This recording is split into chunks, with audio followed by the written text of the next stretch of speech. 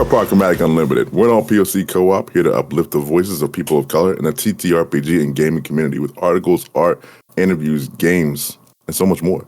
My name is Mark J, and I'm excited to be here with our very first game series with these amazing people and share this game of Cyberpunk with our keeper, the one, the only, the living legend in the making, Taylor, who's our S team. There's going to be more games with more amazing members of Apochromatic Unlimited, but for now, we're going to start with some intros. I'm going to start at the top of my screen. We have Paul. Hey everybody, I'm back and I'm unapologetically black. Paul, you can find me here in Apochromatic and other places on the internet or on Paul Merchant 6 on Twitter, as long as that hasn't burned down yet. I'm going to go ahead and pass the mic to my right, your left, I believe, Jojo. Hello friends, I'm Jojo. I am a tabletop RPG player and storyteller and a anthropologist. I'm really excited to be with Apochromatic and tell these kind of nuanced stories. I'm really excited to play, really excited to be here. Can we play now? Yes. Yeah. And I am Taylor, or @_potato_. Also, if Twitter has not imploded yet. And I don't really have a ton to say other than let's recap this and get into it. Let's just do it. Let's not dilly-dally. This is, I think, the first time for any of y'all really to play with me as an ST. So welcome, Apochromatic Unlimited, to my recap, which is I just try to remember things and I say them as they come to my head. So let's hope this makes sense. Last episode, I should really write recaps. I never do. We got to meet our wonderful Edgerunners here. We started, I want to make sure I don't mix up anybody's names. We started with Rex, who is our med tech, who's inside Camden Court, where all of these lovely individuals live, because they all have lived some lives. They are ex-solos, current solos, whatever it may be. But Rex here has become the not so friendly neighborhood doctor, not saying not friendly, but definitely no bedside manners, who was able... It's a thankless position. Yes, yeah. To be honest. But was introduced very quickly to the rough and tumble environment of Night City when another solo that lives in the building, Kira, came riding up on her bike, slamming on her horn, absolutely destroyed by being sideswiped by an Iron Sights vehicle, which was in pursuit and started to shoot at the building. But thankfully, Y'all's wonderful building has Roger and Steven, the two turrets that I think everyone calls them that now, but was named by Pasquale. But was able to kind of fix her up. Everyone got to see a little look into the day of a Ripper dock in Night City, which then we did get to meet Pasquale, who was out at the docks at a little storage facility, shipping area, picking up a package, a undisclosed package, taking it to a mostly undisclosed location from a dock worker who really wasn't even supposed to be there, but unfortunately his boss got shot in the face, so he had to help out in this situation. But quickly found out that he was being followed by somebody in a very armored looking Range Rover type vehicle.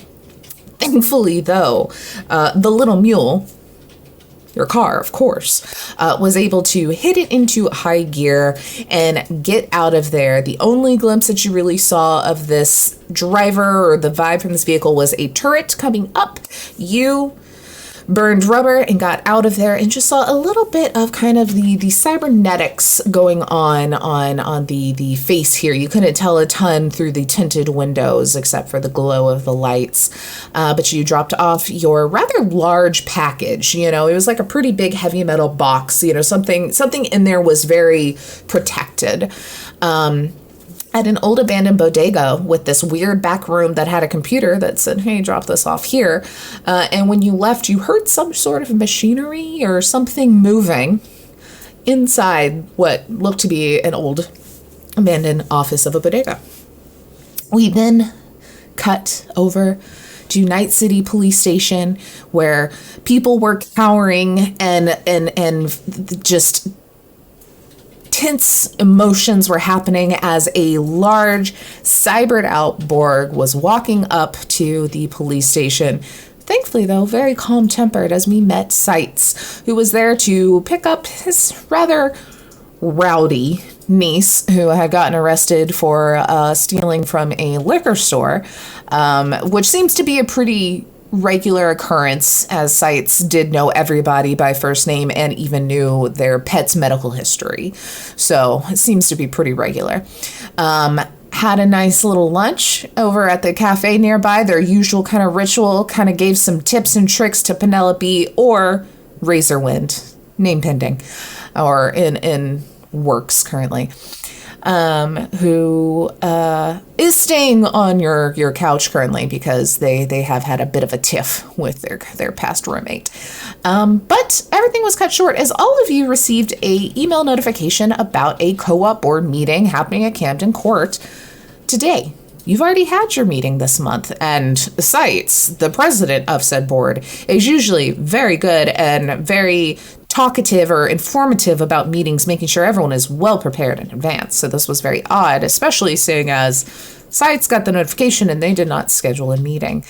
Got there, though, suspecting the worst. Did not schedule a meeting. Suspecting the worst, but wasn't the worst. Oh, donuts. We can't forget the donuts, which, Pasquale was very nice and wanting to really get a little something for the donuts, or for the crew, the meeting here, which thankfully did, because otherwise Rex may have found his way to not come to the meeting. But the promise of donuts was too strong as you all came together in the meeting. Convened. There we go. That's the word. In the meeting room here, where Ajax, the building Netrunner security aficionado who only ever shows themselves in a kind of YouTuber what's it called? Overlay. Yeah, overlay, has their own little animated cartoon kind of VTuber. That's what I was looking for, VTuber kind of vibe. Which they do on occasion as well. Telling you all that their sister, they think, has gone missing. They usually talk very frequently and have not heard from her at all in a couple of days. It's been about 3 days since their last communication. Sent over kind of the calendar information, kind of what they knew of them last, that they had a meeting scheduled at 1:45 with their boss. They had another meeting, we'll say at like 3, that you now know is a restaurant location within Ascension, which is a large mega building that she is employed at. Sister Lynk, because remember their name now. But obviously Ajax 1 is not 3 very capable solos, and also cannot really leave their post, or something bad could happen to the security and everybody here would be in trouble, and that defeats the point of living in this building. So I've asked you to do such. Sights has sent over some questions that Ajax has answered, basically giving, can't really think of any enemies that they would have or that Lynk would have. They're definitely a creature of habit. They have their lunch, then they have their meeting with their boss every single day, and then they also play games online, Elfness online, for those that know the Cyberpunk Red world. And that's kind of they're consistent. They're very nice, very calm, very even tempered. Wouldn't see kind of what would be why they would ruffle someone's feathers, essentially, And then, I think then, I don't know if Ajax even said, would definitely be like, she loves her job. Like, she's very happy. She wouldn't just up and leave. She wouldn't not tell me. Like, it is all very, very weird, like it's something tricksy is at foot. Like, it's not she just like up and left Night City vibe. And then, yeah, that was kind of the gist of what you got. And y'all now are just kind of in this getting prepped, getting information, whatever it is you would like to do to try and get a better understanding of what might have happened to Lynk. And with that, I think I'm just going to open it up to y'all for a little chit chat or telling me what you would like to do or look for. As y'all are, I just assume still in the apartment complex as you've taken a little bit of time to gather your things. I think most of us are going to gear up. Like, I don't just walk around with assault weaponry. That seems like a bad way to get max tack called on me. So I go and gear up as pertaining to like making sure I have weapons and ammo and other such things because we're about to go do a thing. Sykes doesn't want to get looked at by Max Tech, like for real. I think Sykes is a Max Tech, like suspect number one for a lot of shit. Number one, I'm a very sensible, easygoing Borg. That's true. But if I'm rolling around the streets with assault weaponry all the time, they're going to start asking questions. I think that says something more to the sensibleness of Max Tech and how they're cops. They don't give a shit. Yeah, but you're definitely on a watch list somewhere, top 10. Oh, yeah, I'm totally on a watch list. Yeah. Totally on a watch list. I feel like as soon as you order any sort of Borgware, they're like, all right, we're just going to write your name down. No worries. Just in case. No worries. Just in case something happens. It's just a list. You happen to be on it. It's not your fault. So, he's going to go gear up and meet back down at the Mule in like 20 minutes, like he said he would. So, I'm sure he also grabs a bite to eat. Pasquale is preparing by savoring every bite of donut, saying to himself, well, I'm sure I'll need the calories, and you never know when your last donut's really your last donut. As he just slow bites into the donut, his weapon stick tucked into his jacket, and is really just waiting for everyone to get ready, and he'll pull the car around in about 10 minutes before. Rex is probably more ready than everyone else. He's just got his aid bag, his med scanner implants are already him. He's got his med tech bag, of course. He's taking a little bit of an inventory, but he's done it 1,000 times because that's what he does all day, pretty much. Grabs a weapon, sticks it in a bag, and heads out. Probably the first one out. Fair enough. I think as each of you walk out, both Roger and Steven kind of wag their little turrets to wave goodbye. As you go. Give him a little bow on my way out. I always pay respect to the robot overlords when I leave. I do leave a note saying I might not be home tonight because I'm suddenly working. My niece does not know that, so I don't want her to worry. Not that I think she will, but Yeah, I think like probably as you were leaving, there was just like a big lump on the couch and just like you can hear slight snoring under a blanket. Like it's just like really enjoying not being somewhere else. I love that. She's working, won't be back till later. Just, microwave what you want. Order out. Like... You're going to get so many DoorDash notifications while you're on. Better not. All right. I had one request. You don't order out. That's it. Had one thing. So where is stop number one after you all kind of get together? What's the feelings between everybody here going into this? Are we in the car already? Are we all convening outside? I'll pop open the car and I'll say, all right, so are we just pulling up to Ascension Towers and asking around, or what do you think? Well, That's we have normally how you few- do things. Well, usually I just have someone point me in a direction, and I finds out who needs talking to, and then I take it from there. And my reflexes usually get me out alive. I don't stress about it too much. When the man dials your number, it dials your number. There's not much you can do about it. Sure, that is one way to approach the situation. We have a few options. We can go to Ascension. I'm sure they do not want the word to get around that their particular tower is currently without a netrunner, so we shouldn't leverage that until we have to. Should also possibly check to see if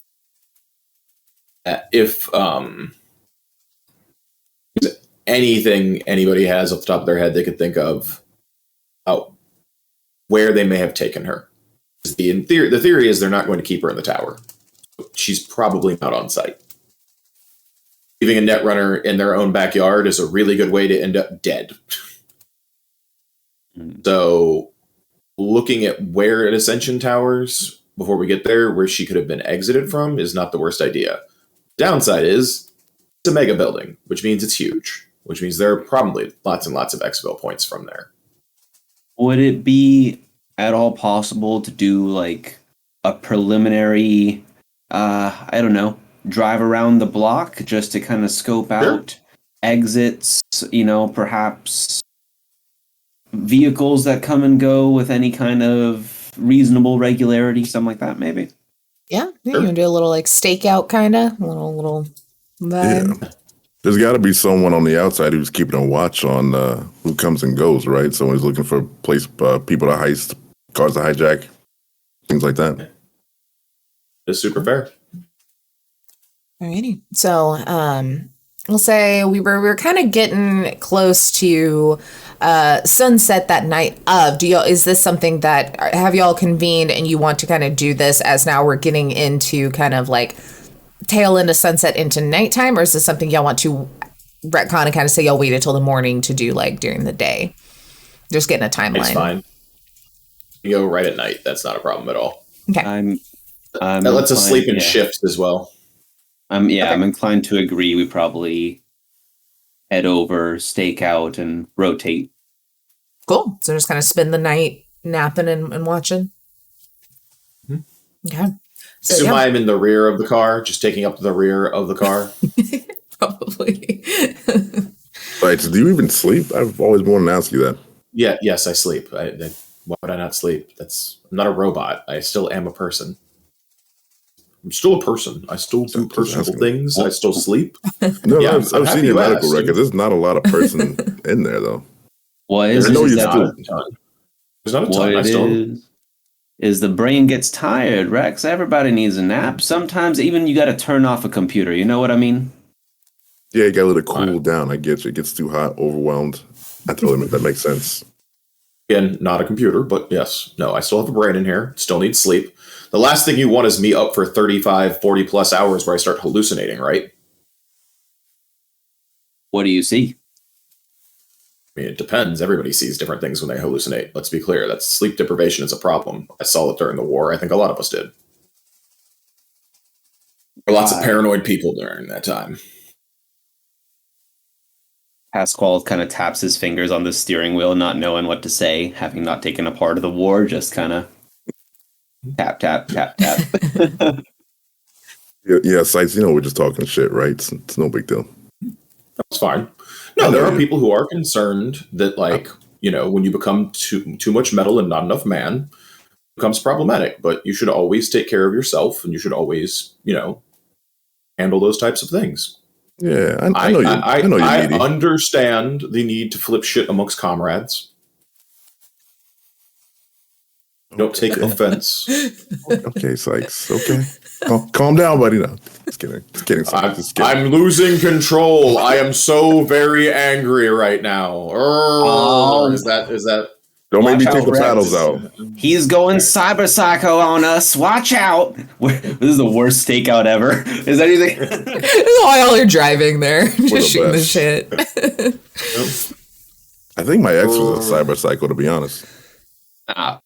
I think your ex was just a psycho. Having met them, I don't know if they were cyber psycho. They're just psycho. I mean, they were just an AI algorithm, so it's fine. It's whatever.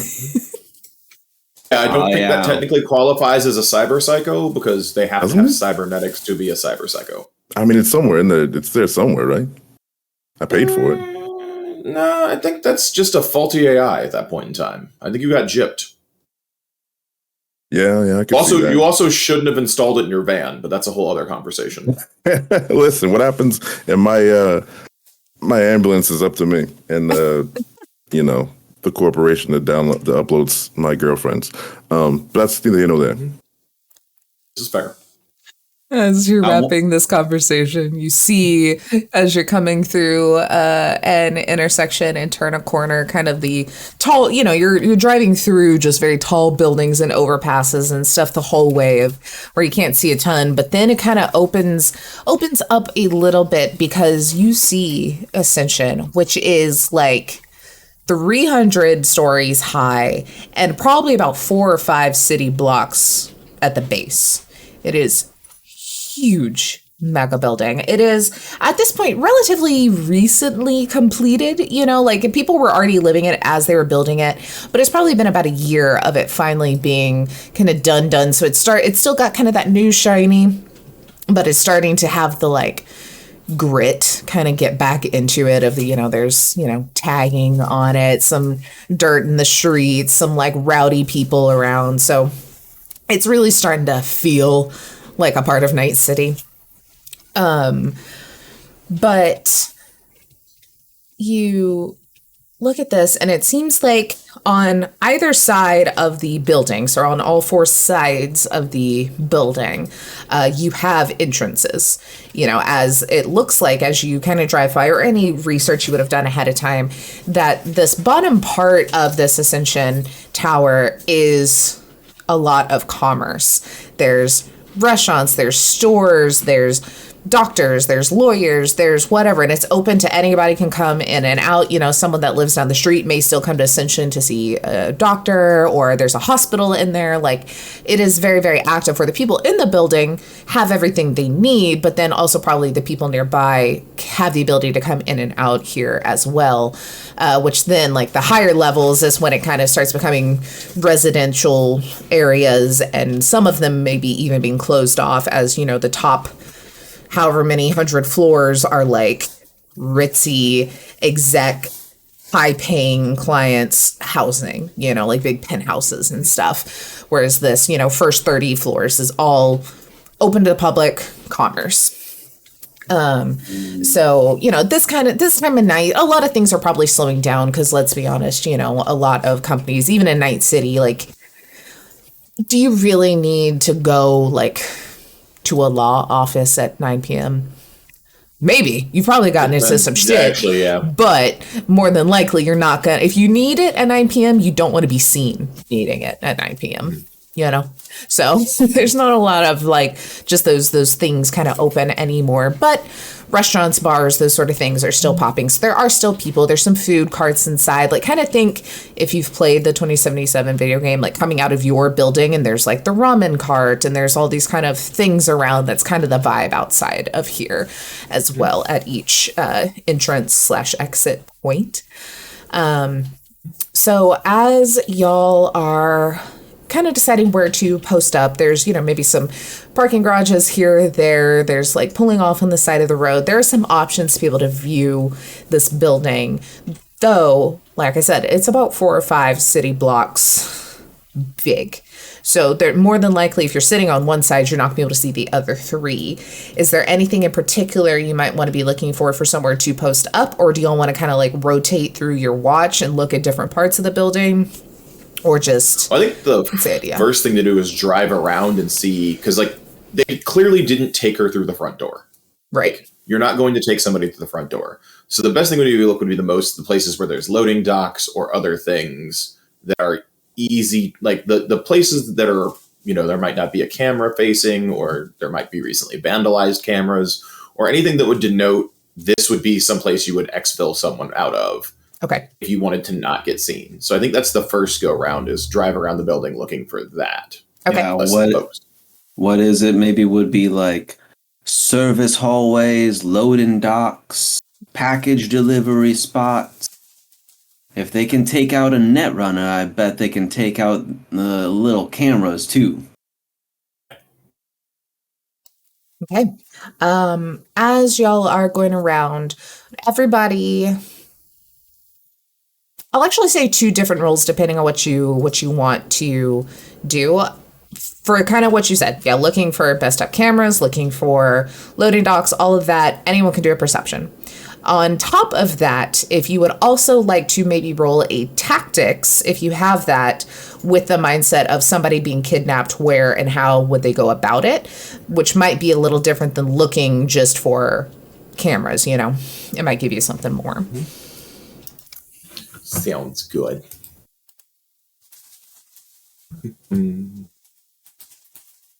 Ooh, nice, 22. 22. For Rex. Where's tactics, just for future reference? Probably It under is education. Thank you.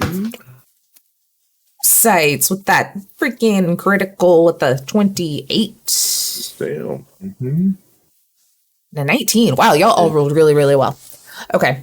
So, I'll go in order here. And an 18 on my tactics roll to follow that up with. Perfect. All right. I'll go down in order just to make it a little easier. Rex, you are looking as you kind of go around.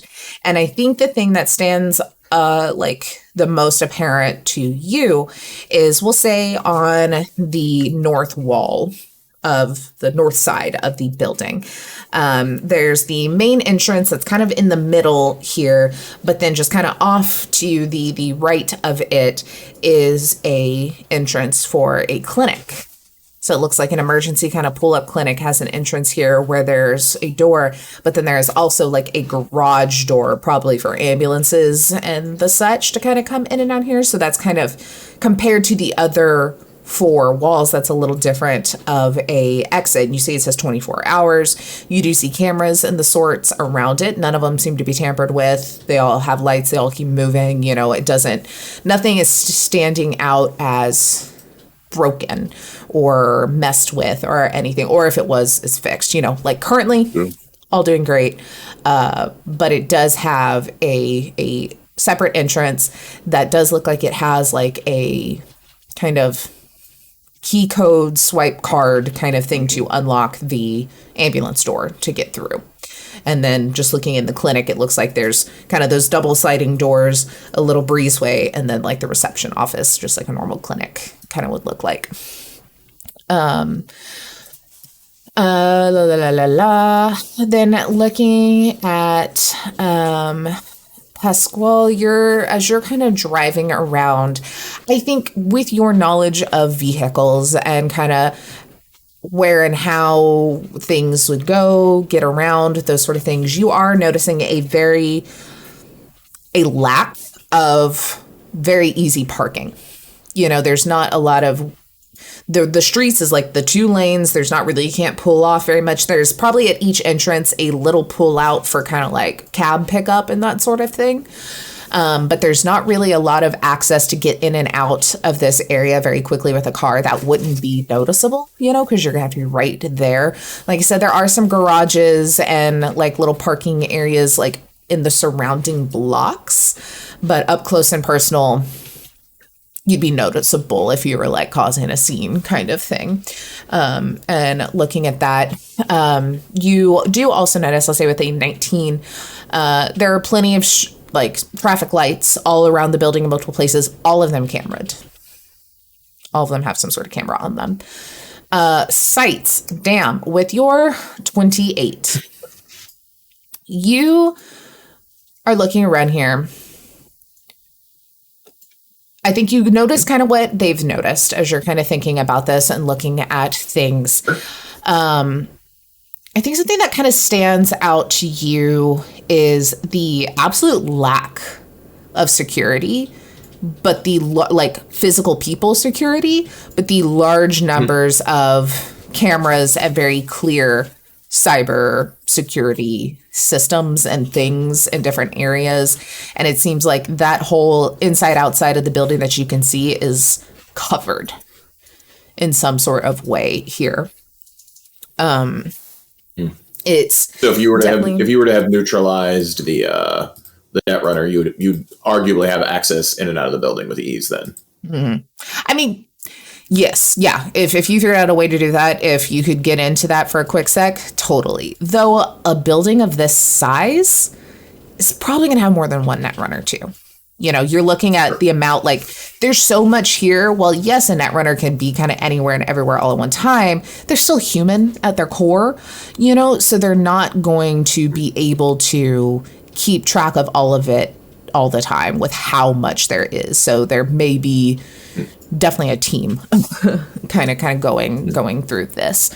But if you could get to one, possibly, yeah, you could interrupt at least your path out, you know? I think thinking of that with your tactics involved as well. Yeah, it would be very hard to get out of here unseen if you were actively like dragging a woman out kicking and screaming. So however it seems to be done, seemed to not make a scene or did not come this way at all. And I think with that really high perception and then that tactics roll, you do notice one thing, we'll say as y'all are going around the east side of the building. Let me write it down as I just like throw out random directions so I don't forget later.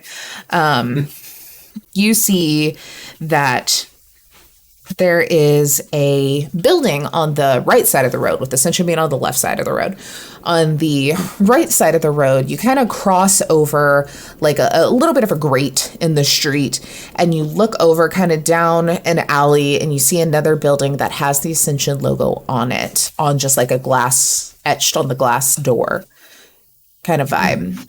And you're kind of thinking they connect in some way. So if maybe they didn't want to come out kicking and screaming in here, that is a possible option. The other very possible option, if whoever did this had the money and the means, there's a lot of flying AVs and such above head that are going to what looks to be probably 2 or 3 different helipads at different levels of the building. So there is also air extract possibilities here if it was that big of a operation. And then it looks like there's a satellite kind of office that probably has some underground access. Sure. So there's a satellite office, possible underground access, and that. Are there any cameras facing up towards where the AVs may or may not have ended or gone? I think all of these down here, no. They're more concerned with the immediate area. It could be assumed that there are also cameras up in those areas, but that wouldn't be visible from, you know, hundreds of floors up that you would know. It would have to be just assumption. But if they've got this much security down here, maybe not on the very, very high one, because they probably have real high paying execs up there, but it's going to get higher progressively until it falls off because they feel they're secure. That type of setup. Okay. I will point out the satellite office, everybody, and denote that, like, that may be the best place to start looking, to at least remove it from the possible places that which they got it. So satellite office is probably a good spot to start looking, even to just eliminate it as a possibility. Also, dealing with them at the satellite area before we head into the main building might be a better call. Sure, take out any distractions or any backup, yeah. Possibly. Also, if we have to fight our way through this building, it's going to be a lot more than just a little bit of backup, so we want to probably avoid that. Absolutely. so are y'all wanting to watch it or go and try and like interact with the people there? We'll watch for a second and see what's going on to see what the building is, because just rolling up into the building with not knowing what we're going to be like. If it's a security satellite office, that's one thing. If it's like the maintenance satellite office, it's way easier to just talk to some maintenance people and have a conversation and bribe them rather than be like, we're going to beat up a bunch of security folk. So think we're going to watch it first and go from there. So what did we find, given it a little bit of a stakeout for 20, 30 minutes? Yeah. So we'll say you'll kind of like pull in that alleyway and kind of keep an eye, where you can still see Ascension. You can kind of see behind you, but you can get a little bit of a glimpse into this building without looking too like obvious. And you kind of watch, and not a lot of people are coming, or no one's really coming in or out of this building. And it seems like there's just very low light inside, like probably whatever main operation in here isn't actively happening at this time of night. But there's still definitely some movement and some workers in there. If y'all do one more perception check for me as you're trying to kind of gather what's going on in this office. Sure.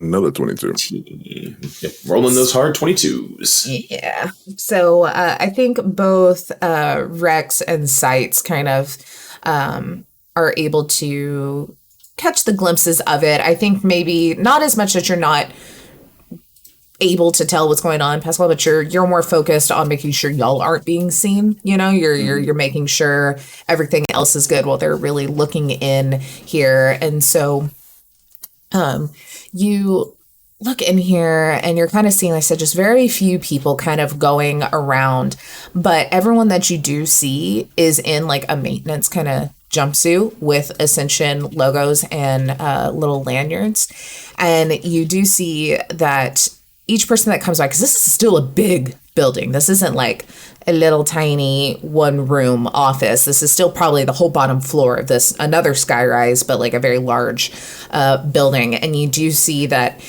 you catch through the darkness at one point in time, like a big giant, like double door kind of elevator open up, like a big maintenance elevator opens up, and you see a guy like pushing a cart that seems to be like kind of some like big boxes, some cardboard boxes. You're kind of putting together, it is a lot of like trash transport or bringing in maintenance equipment, like that sort of stuff. Are any of them talking amongst themselves or no? You usually see them like one-on-one, maybe occasionally some people like carrying something together or like heavy things. But it doesn't I would seem like to combo. make a lip reading roll because I'm super good at that. Nice. Oh, yeah, do it. Like, I might be way better than I should be at that. Me too. Me too. Yeah. You see. I have a 17 base for lip reading. Yeah. Mark. You see the first guy that you're able to really get a glimpse of comes out, and they're by themselves standing in the elevator. You can see their lips moving, and you're like really honing in on it, trying to figure out what it is. And then eventually you realize that they're just singing Spice Girls to themselves. They must have earphones in and they're just listening to music. And so you're like, okay, out of it. I don't care about that. But the next crew that comes up. I don't care what he wants, what he really, really wants. Yeah. Right, and you're check. like, oh, that's what's classic happening. rock. Yeah. Very classic rock. Yeah, at this point, super classic. Oldies, I would even gather. It's a 60-year-old jam right there. Yeah. But the next crew that is coming out is a couple of individuals. One of them you can see is kind of like putting on a jacket while the other one's holding onto the card. So it looks like one of them, they're like, oh, what are you going to do tonight? Oh, probably going to do this. And you can see him kind of doing like some small talk and stuff. And one of the guys is like, oh, yeah, I'm probably going to be heading home late tonight. I've got a couple more runs I got to get out of the lower levels. There's some shootout happened the other day. I don't know, but I've got a lot to go back and forth. Plus, really behind when like the management had that fucking random shipment that we had to like transport. It really threw off our entire schedule. It put me off by a few hours, really. They had the whole place closed down. It was weird. I relay that to the group and denote that we might want to talk to that individual. You two might want to talk to that individual while I do Overwatch, because as much as I'm a good talker, I'm very memorable. So at this point in time, I'm going to slip out the back of the car, and make my stealth check and scurry up the building like a very large Spider-Borg. That should be terrifying for everybody. Oh my god! What? I might be a stealth-based character. I need you two to make a concentration check to see how unnerved you are by this as he just disappears. I auto-fail, no. Where is that skill? Body, I think? Or... Their awareness. Awareness, concentration. 21 on my stealth check, by the way. Nice. Yeah, so... I am unnerved. Rex, you've seen this, like, you've seen a lot of heavy shit, but you've seen this a couple times. You're just like, God, he shouldn't be able to do that. But Pasquale, you're like, he should not be able to do that. Like, it's terrifying. What, it is like horror movie, just like up the wall. I tell you what, Rex, sometimes I think we've gone too far with the technology. I don't know what to tell you, sir, but I believe that's not right. Remember earlier, and he was like, oh, I'm more meat than machine. Blah, blah, blah, blah. Come on. Look at this guy. Climb up the wall. I don't believe that he does have a real organic brain in there. You know what I mean, Choom? No, I can't talk too much about his charts, but it's in there. No shit. Yeah, Squall, yeah. You might not want to insult whether I have a meat brain or not when your mic is hot. See? Just turns off comms. I tell you, it's unnatural. It's unnerving is what it is. It is scary as hell. I'm glad he's on our side. I tell you what. I mean, yeah, overall great not building manager, co-op board leader, and great. I'm sure he's a great soldier back in the war. Yeah. Any woozles? Should we go? Well, I guess he's gonna watch us, and yeah.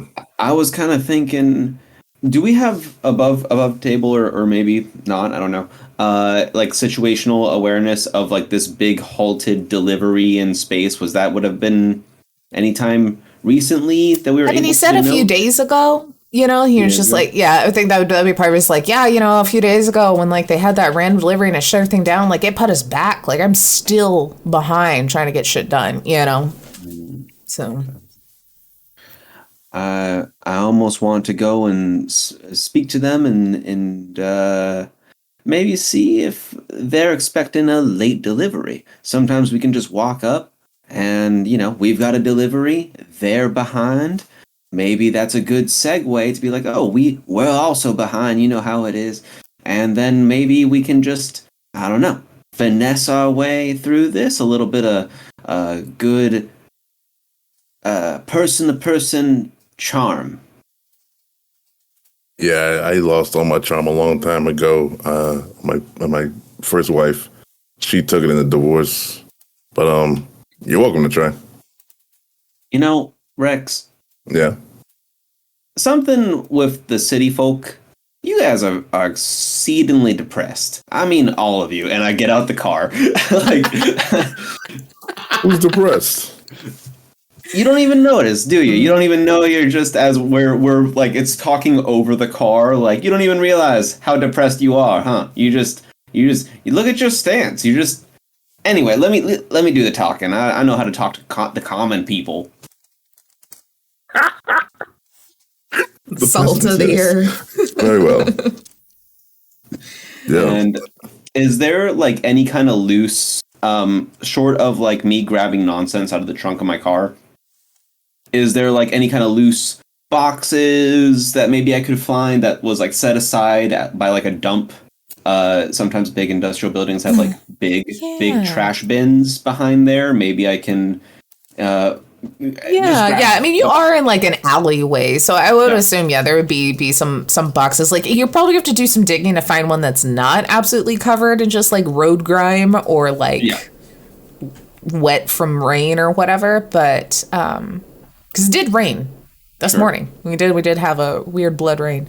But I think you're able to find one that passes. You know, let's be honest, like. transporting some things in Night City, especially looking the way y'all do it, might not be the most like clean operation. Sure. I will grab a partially damp box, the most reasonable one that isn't falling apart, as like a prop, and I will. I have some duct tape. Can I like duct tape it up to make it look like it's as if we dropped it. You dropped it and we're putting it back together. Yeah. Oh, I like That's that. Why we're late. Things are a little mistaken. Yeah. Of course. Absolutely. Of course. Yeah. No, I like this. And I want to put my car somewhere that is like as if, there's a back of house area in like hotels or something, like I want to put like my car like to a block and a half's like I'm getting out of the car. They can see me coming, but I'm put as if like there's nowhere to park. So I'm kind of in the lot, but a little bit away that it's like, I'm not in your space. You know what I mean? Yeah. Is that doable? Yes, absolutely. Easy peasy. Come on. Sorry, one of my cats gonna keep pulling at my shirt if I don't let her up. Come on. Get her. Come on. My podcast. This is my cast now. She'll just sit down on the thing and like lean up on your chair and just like pull, like just barely kind of grabs just enough claws to get your like shirt, and will just kind of pull at it. Just look at you. Just baby. Look at those blue eyes. So yeah, you're able to kind of pull back, get it in a good situation. You've got this box that you've kind of like made look like it's all patched up from quite the journey. And you walk up to the doors, and they don't immediately open up. You can still see those guys. He's kind of like waving as like the one that looks like he's going home is like walking off down a hallway to clock out, go out another door or something. And this guy's just kind of there with his cart. Can I have said that I put the empty box of donuts in this box so I have something to rattle around a little bit? Yeah. Okay, cool. I will see there was a person. Yeah, I see the person. All right. I would like to roll for coolness. I have an acting stat, and I want to use it. There you and go. I want to try to like say, excuse me, sir. I have a delivery. I believe it's for. Shakes it, kind of sniffs it. Perhaps a delivery for food. Perhaps. Never mind the duct tape. The box broke, but none of the food spoiled. I swear.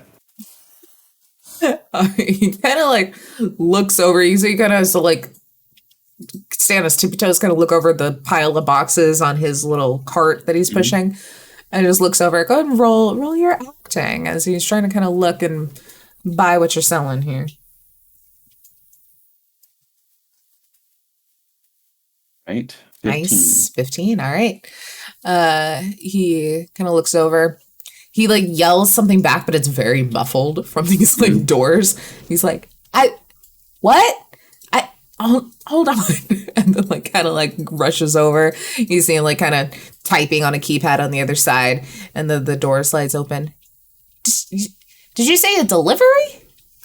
I choose at this point to speak in Spanish, and I ask him if he speaks Spanish. Do you want him to or not? If he does, I'm gonna play up the commonality angle and just be like, I'm trying to just deliver some food, man. And if he doesn't speak Spanish, I might, depending on his reaction, I might keep speaking Spanish and see what happens. Okay. Then I'm going to roll a d10. If it is low, he does. If it is high, he does not. Okay. It is low. He speaks Spanish. He speaks Spanish? Cool. And so, yeah, it answers back. Or like, just kind of like, oh, okay. Hey, like, I hear, sure. I hear my language. Yes. I hit we speak the common tongue, and without accent and in amongst us, I just say, hey man, look, I'm really just trying to get this food delivery for the bosses. Do you know that's a good place that I would be able to deliver this food and just maybe like a break room or something? Oh, is this let's just roll for Funzy generate a name. None of these are fun. By the way, I have no exit plan, so I hope you guys are thinking of something while I'm here. I have no exit plan. He kind of gives you like this look for a second, and then kind of like a oh, and leads in. Is this for a delivery for Ripley and the guys? I say that must be them. I tend to I know it's for a boss, one of the people here, but I don't confuse myself with the names. They all kind of sound the same to me. You know what I mean? Elbow nudge, wink, wink, exaggerated gestures. Yeah. Yeah. Hey, like, you seem like a good guy. Like, you seem pretty above the board here. Just so you know, Ripley and the guys are no good. Like, if this just was a happenstance you had to deliver, cool. But, like, maybe don't make it a habit to do that a lot, because... And I just assume that's about the only time we get weird deliveries here, is if he's doing something shady. Yeah. Well, I hope they're at least good tippers. You know, it's hard out here in the world. I don't mind if they're a little shady as long as they pay me all right. You know what I'm saying? I think their tip is going to be letting you leave with all your appendages intact. Oh, less cool. Less cool. And yeah. I'll say, well, I'll just go and drop it off really quick, and maybe it's better that I don't get known. You know, I want to stay clear of the bad apples, and I give them a little, like, thanks for being a homie, and I kind of steer the conversation to pointing me into, like, a loose direction where I might be able to drop a box of donuts. Gotcha. Yeah, I think he's just kind of like, yeah, all right. I mean, if you gotta go, Ripley, I mean, probably he's got a spot in like the lower levels. That's probably where you want to go. It's a little out of sight. I will say though, like a few days ago, like building bosses, not like gang boss, did have some stuff go through, and the security's been a little tight. So maybe keep an eye out just in case, because I know Ripley wouldn't want them dealing with his business, and that's definitely something that'll get your fingers cut off, is if you tip off the building to his dealings. Sure. Okay, I'll just drop it off in and out. I don't want to talk to nobody anyways. I want to keep all my fingers. Thank you much. I'll start to drop the box. I'm like, huh? Yeah. It's a very like, and then like I got it. It's fine. I laugh about it. I really ham it up. And if we're able to break away, assuming we have a mics and means of communication to whisper amongst us, I call. Yeah, I think he'll probably like point you, and he's like, when you need to come back up, just hit, and he'll give you like some long complicated code, but then he'll just like swipe his badge and allow you like elevator access whenever you kind of need to like go down. Right. Sweet. I will hopefully have a moment, maybe in an elevator or something, to call two sites, and I just call out, I don't know what to do now. I'm inside the building. There's a man that might be our guy. Ripley is gang leader in here. But I think I'm going to drop this box of donuts and leave, because it sounds like they're going to cut off my fingers, man. I don't know what to tell you. But quick question, too, because I just kind of like assumed that Rex was like kind of a part of this delivery with you and was just kind of like the muscle side man that like the guy wasn't really working. Is that like fine? Are you now going down with them, or do you want to stay up surface? No. I think we should go together. For sure. Okay. So yeah, Rex will be with. Just wanted to clarify. Going. I will try to call out to sites and hope that maybe he overheard a lot of that. I don't know. Unless you closed your mic. If you kept an open mic, then I heard all of it. Okay. Sites will. So how is the layout of the upper parts of this building? Can I get to a maintenance shaft for the elevator? I think you notice as they're talking about an elevator that there is not any sort of information or anything that would resemble an elevator coming up the building. It looks like maybe that floor or a floor below kind of the top of the building is where the elevator ends. It doesn't actually go all the way up and down. But I think, you can get up high and you can see on the other side that there seems to be an employee exit kind of thing on the other side, where you see the other guy that was putting his jacket on is walking out and goes down the road to the bus stop or something, of that sort, but nothing as far as elevator. Does he bother to make sure he closes the door behind him, or does he just leave? Roll luck. We'll see if you roll under, he just threw the door open and walked off and let it kind of slowly close on its own. Probably not going to happen because my luck is not great. I'll just roll a d10 because trying to roll straight luck is not going to work too very much. No, I totally did not roll for my luck. So yeah. Okay. Yeah, he walks out and it opens and he lets it slowly close, but he's actually messing with his agent, turning on music, standing at the door until it starts to close. So if you want to intervene while it's still open and he's there, you can, but he is not going to walk away until the door is closed.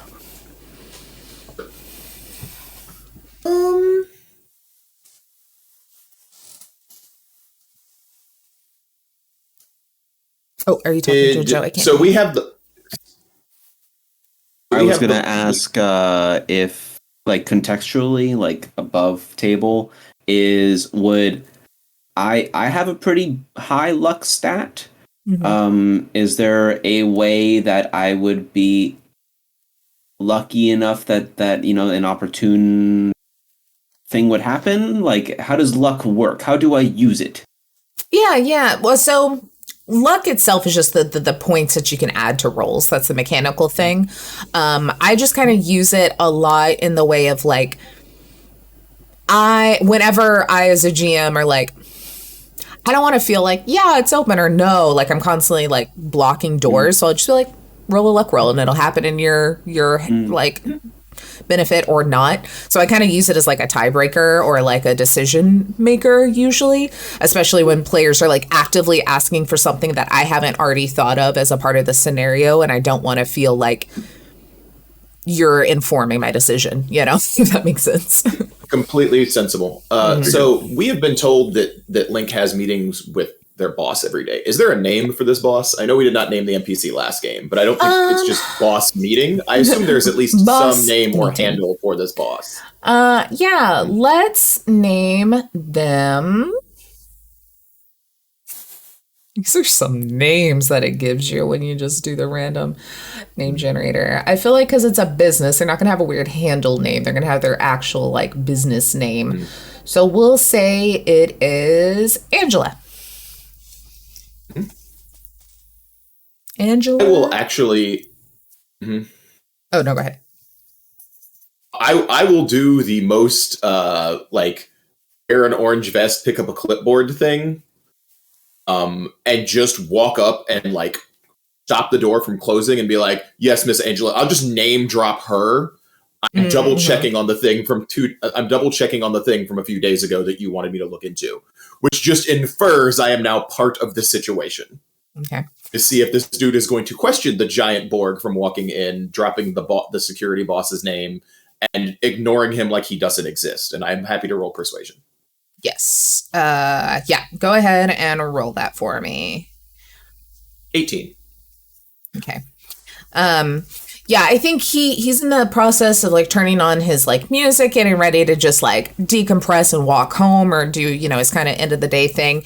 So it was a little taken aback when you walk up, when he just looks straight up and you're very much having that I'm here to do my job, demeanor. I think he pauses enough to kind of step aside, and like the fact that you're like talking to somebody gives him enough pause, but it doesn't seem like he has this recollection in his eyes or anything that he fully knows what you're talking about. He's like, oh, did you need something?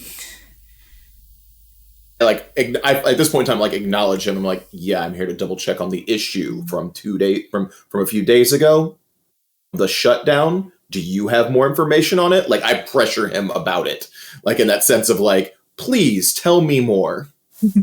He just like looks at you and he's like, nope, and uses his foot to kick the door back open for you and walks away. He's like, nah, sure don't. Not my job. like cool. I will let you know that if you could hold the elevator, I'm on my way, basically. And then I can make another stealth roll if you want, or I can go back to skulking in the shadows.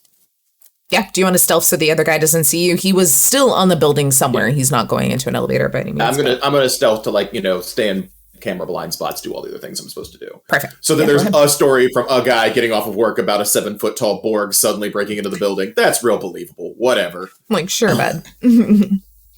Sure, buddy. 20.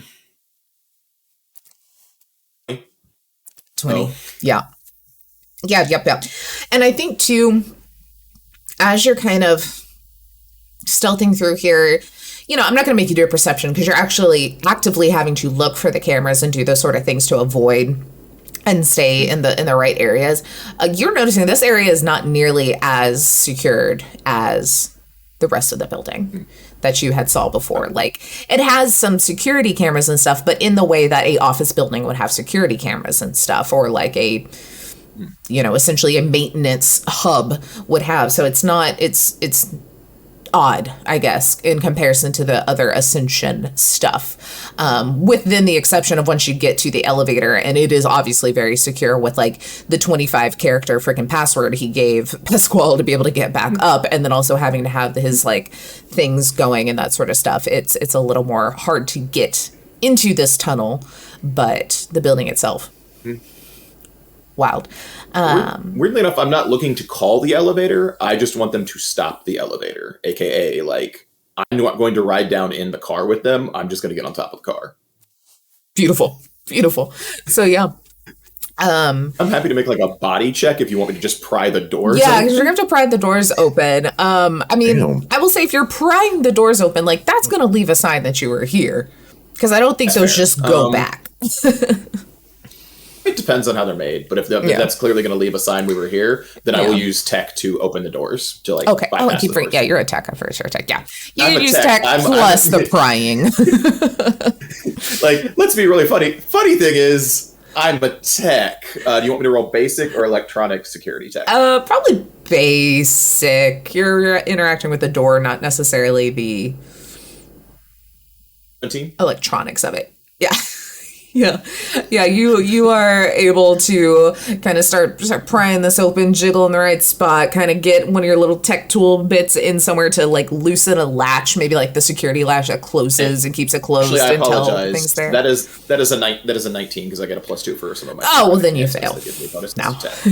Oh, okay, my bad. Yeah, the higher roll makes me fail utterly. Oh, man. Yeah, no, over succeeded. No, yeah. So you're able to do that and kind of get in. You see, I mean, you're a big guy. You're a lot of metal. I mean, this thing's probably already gone down about 2 or 3 stories, but I mean, there's a cable. You could just shoot down and just fireman land on top of this thing. Actually, I'm gonna do the most like anime thing and use my feet grasp to grasp the cable and slide down. Those are for. Of course you do. How does this look? No one can see this except for you, but I need a visual that we're all seeing in this TV show of this. I assume he leaps out, and instead of like trying to grip out with the hands, like he just puts his feet out, and because they're designed to grapple thing, they act like an extra set of hands, and he just kind of hangs upside down and slides down, like Mission Impossible style, down the cable in the middle. Damn. Yeah. After a bit, y'all feel a little thud and a dunk, like very obviously a lot more weight has just landed onto this car. It's not like, oof, it falls through or anything, but it's just like someone stepped on this that is probably 800 pounds at least of metal. Like, Yeah, Sights, is that you? that's me. I know the sound of you coming down an elevator shaft. Every time I'm late on my payments for the co-op board, I know you come after me. So I know that sound. Yeah. Sound of a full Borg landing on an elevator shaft. Yeah. Yeah, coming after me for some money. Yeah. That's why everybody pays their dues on time. Fuck. Jesus. Uh-huh. All right. That's why everyone is all paid up on their board and all paid up on their dues, and that's why we have the best security we can possibly get. But yes, let's meet this Ripley, it's Ripley, correct?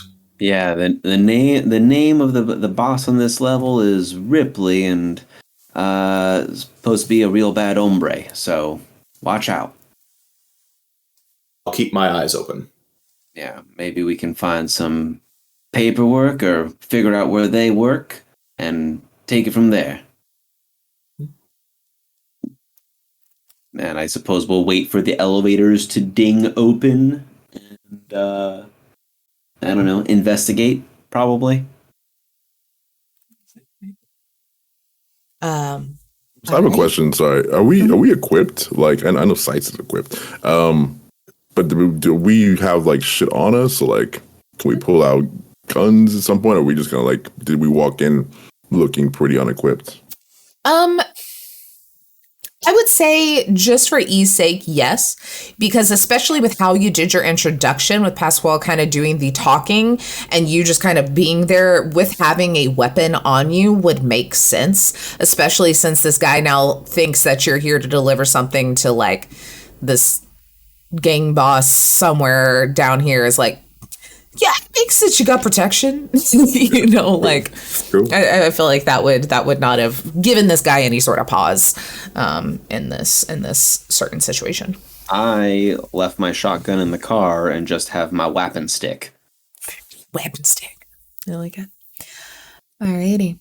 So y'all come down. Ding. Doors open. You're able to walk out. I feel like, there's probably a hatch on top if you want to like hop down sites and, use your feet to grab hold at the top, swing down and scurry out the door like the nightmare fuel that you are. Yep, that is the plan.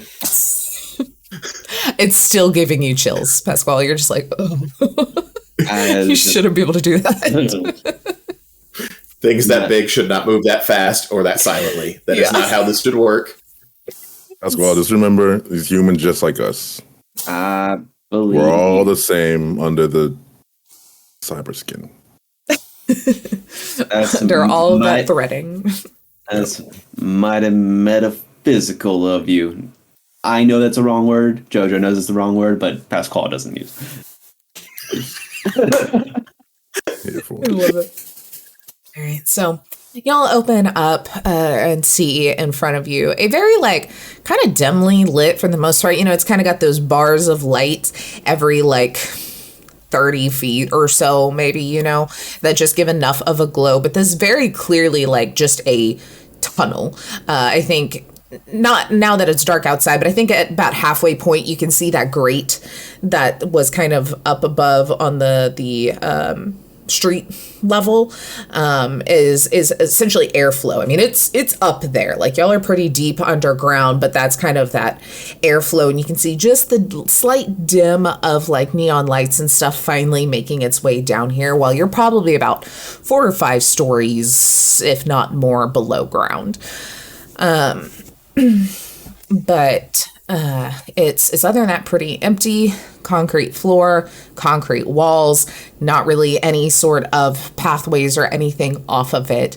But you do see on the other side, about a block away, which probably in the direction of Ascension, you can assume, is another set of big kind of double doors. Not elevator doors, but big normal doors. And you are able to just walk through no problem.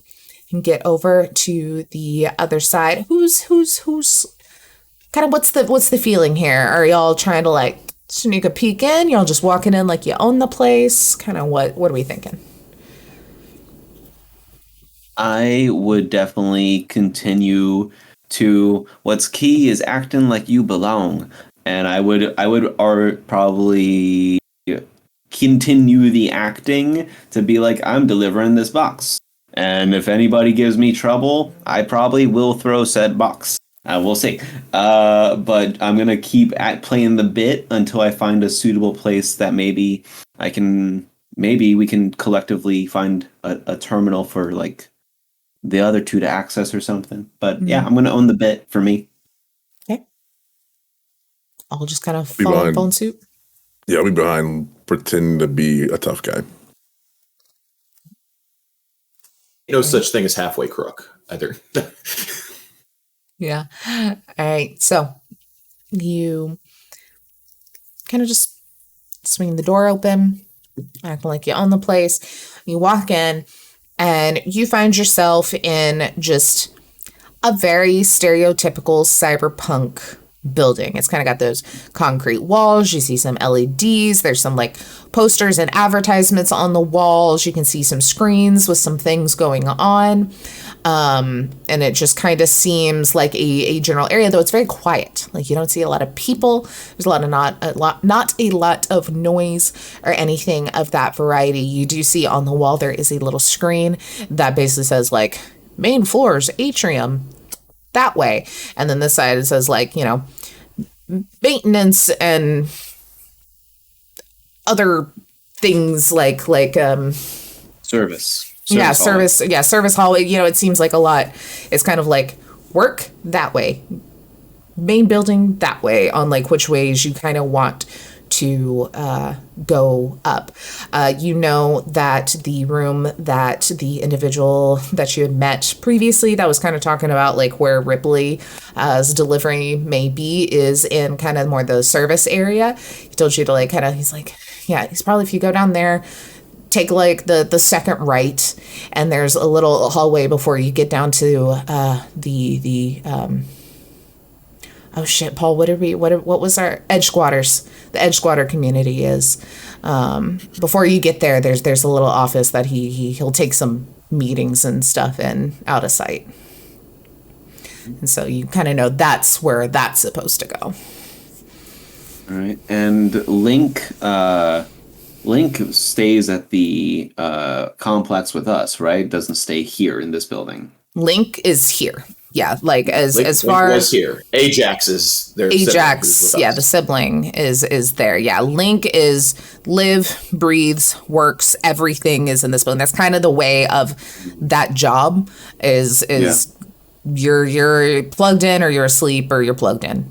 Sometimes you're plugged in while you're asleep, you know. Okay. I'll gesture like with my chin to the signs, and I'll turn to the fellows and say, "What do you think? Maybe we could head over and try to find." It was Ajax. Ajax, right? Is here. No, that's ours. That's ours. Like, yeah. Link's here. Yeah. Lynk is the missing one, and then okay. Yeah. What? Come on now. You set that up? Come on. Maybe we could get into Lynk's abode and see what she'd been up to, since we're trying to track her down. And I heard Ripley will cut off my fingers, and I'm quite partial to them. Well, how would I be able to turn the steering wheel of my car without fingertips? So, points. We will not let Ripley cut off your fingers. 2, Ripley probably knows what was transported through here, and if they moved Lynk through this area, that will be important information. I'm fairly sure. Sorry, Rix. 3, I got spare fingers back at the clinic. Anyway. We could also make you new fingers. That is a viable option. But I'm fairly sure Ripley will not be cutting off your digits. I believe discussing the matter with Mr. Ripley or Mrs. Ripley will be of utmost importance. So we want to head towards the service hallway. You're gonna back me up. I don't have my ride in here. Maybe I'll ride you out of here though. Can I jump on your back? You seem pretty fast. I've seen you moving around, scare the crap out of me, but I'm fairly sure it doesn't work that way, and I don't know if you're going to be able to fit in the same space as I can. okay, fair enough. Yeah. Sites can't transform into a scooter or a car or something. It's not like that kind of. That is correct. I cannot. That feels like a wasted opportunity. I don't know, but that's just me. As we turn off into the service hall. All right. So yeah, you'll turn down the service hall. You see like what looks to be maybe entrances that are kind of labeled that are like boiler room entrance. Like, hold on, my dog.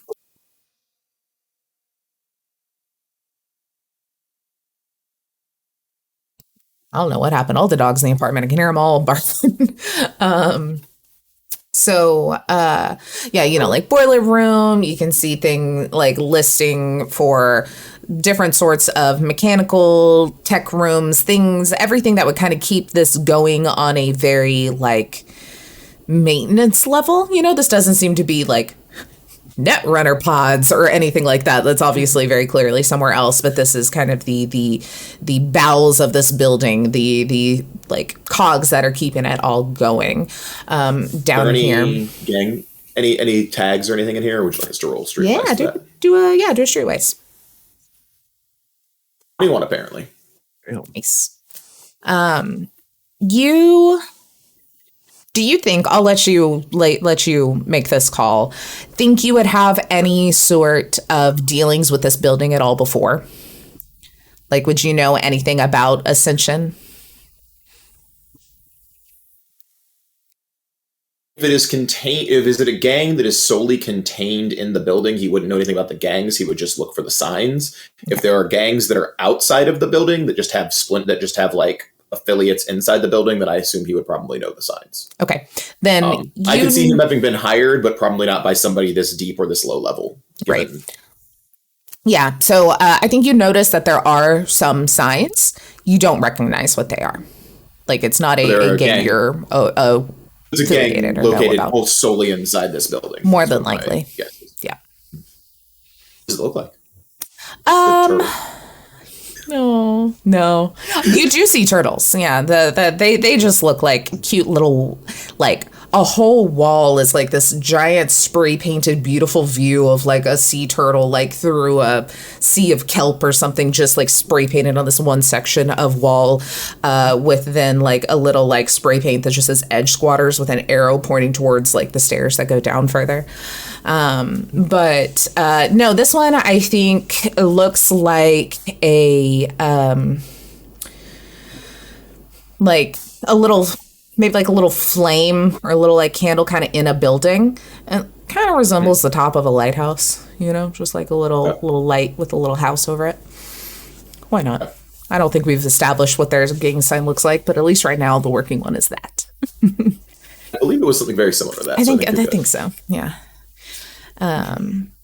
But yeah, you see that kind of in little hidden bits, and continue to follow down this path past the stairways that seem to go even further down. Like it seems like there's still more below this building, or it's got deep roots here, quite literally, and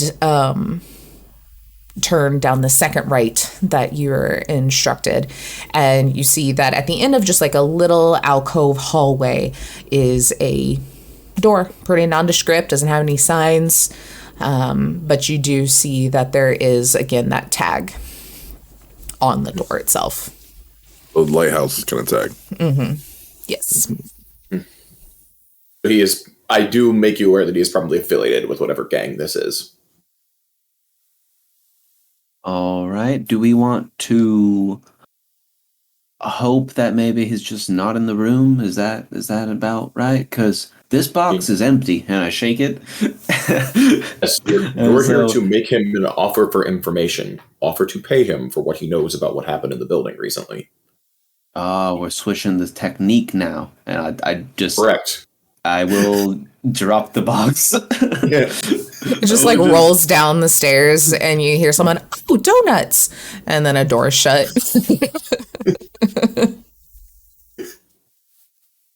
Seems to be coming from the like ventilation system. Like, what was that? Oh. Wow. You see, I wasn't ready. Someone in a blazer whiffed by and the donuts disappear. Yeah. I just wasn't ready for the instant poverty. It just came out of nowhere. Yup. Yeah. No, you are now offering him money for information that he may have. Seems like a much better deal for him. Is this just like an isolated room, or are there like windows or anything in this room, or is it just a box? Like, are you going into the room or like this hallway that you're in currently? I'm examining the room itself. Is it just like a metal box? Is it like a tin? Is it like a sheet metal box? Pretty much, yeah. Sweet. When I switch to infrared vision, what do I see in the sheet metal box? Yeah. I think you see probably, we'll say 2 individuals that one seems to be like sitting down. One seems to be standing up. Infrared, that does like mostly heat, right? Mm-hmm. You see another heat signature on the ground very quickly going away. I will inform Rex of this, that there might be someone dying in that room, because Rex may wish to save their life. I will position myself around the opposite end where the person is sitting so I can just Kool-Aid through the wall because it's sheet metal. And then I will prepare my rip. I love that. And then I will prepare my ripper, but not start it. Okay. I suppose I'll just knock on the door. Use that down-home charm you got, buddy. Every day of my life, it's carried me this far, and I don't think it'll fail me now. Tap, tap, tap. All right. You do that watching sights with your infrared vision. You see the one guy that's standing kind of do a little double take and look over at the dude that's sitting that just kind of shrugs and then points to the door as this body, assuming a body on the ground, is like, when I say quickly losing heat, I mean like 98, 80, 70, 60. Like, it is, you're losing the ability to see it. As then Pascal, the door like swings open and you see this guy standing there. This individual is probably just about like right at 6 feet tall. You know, he's got this like kind of dusty blonde brown hair.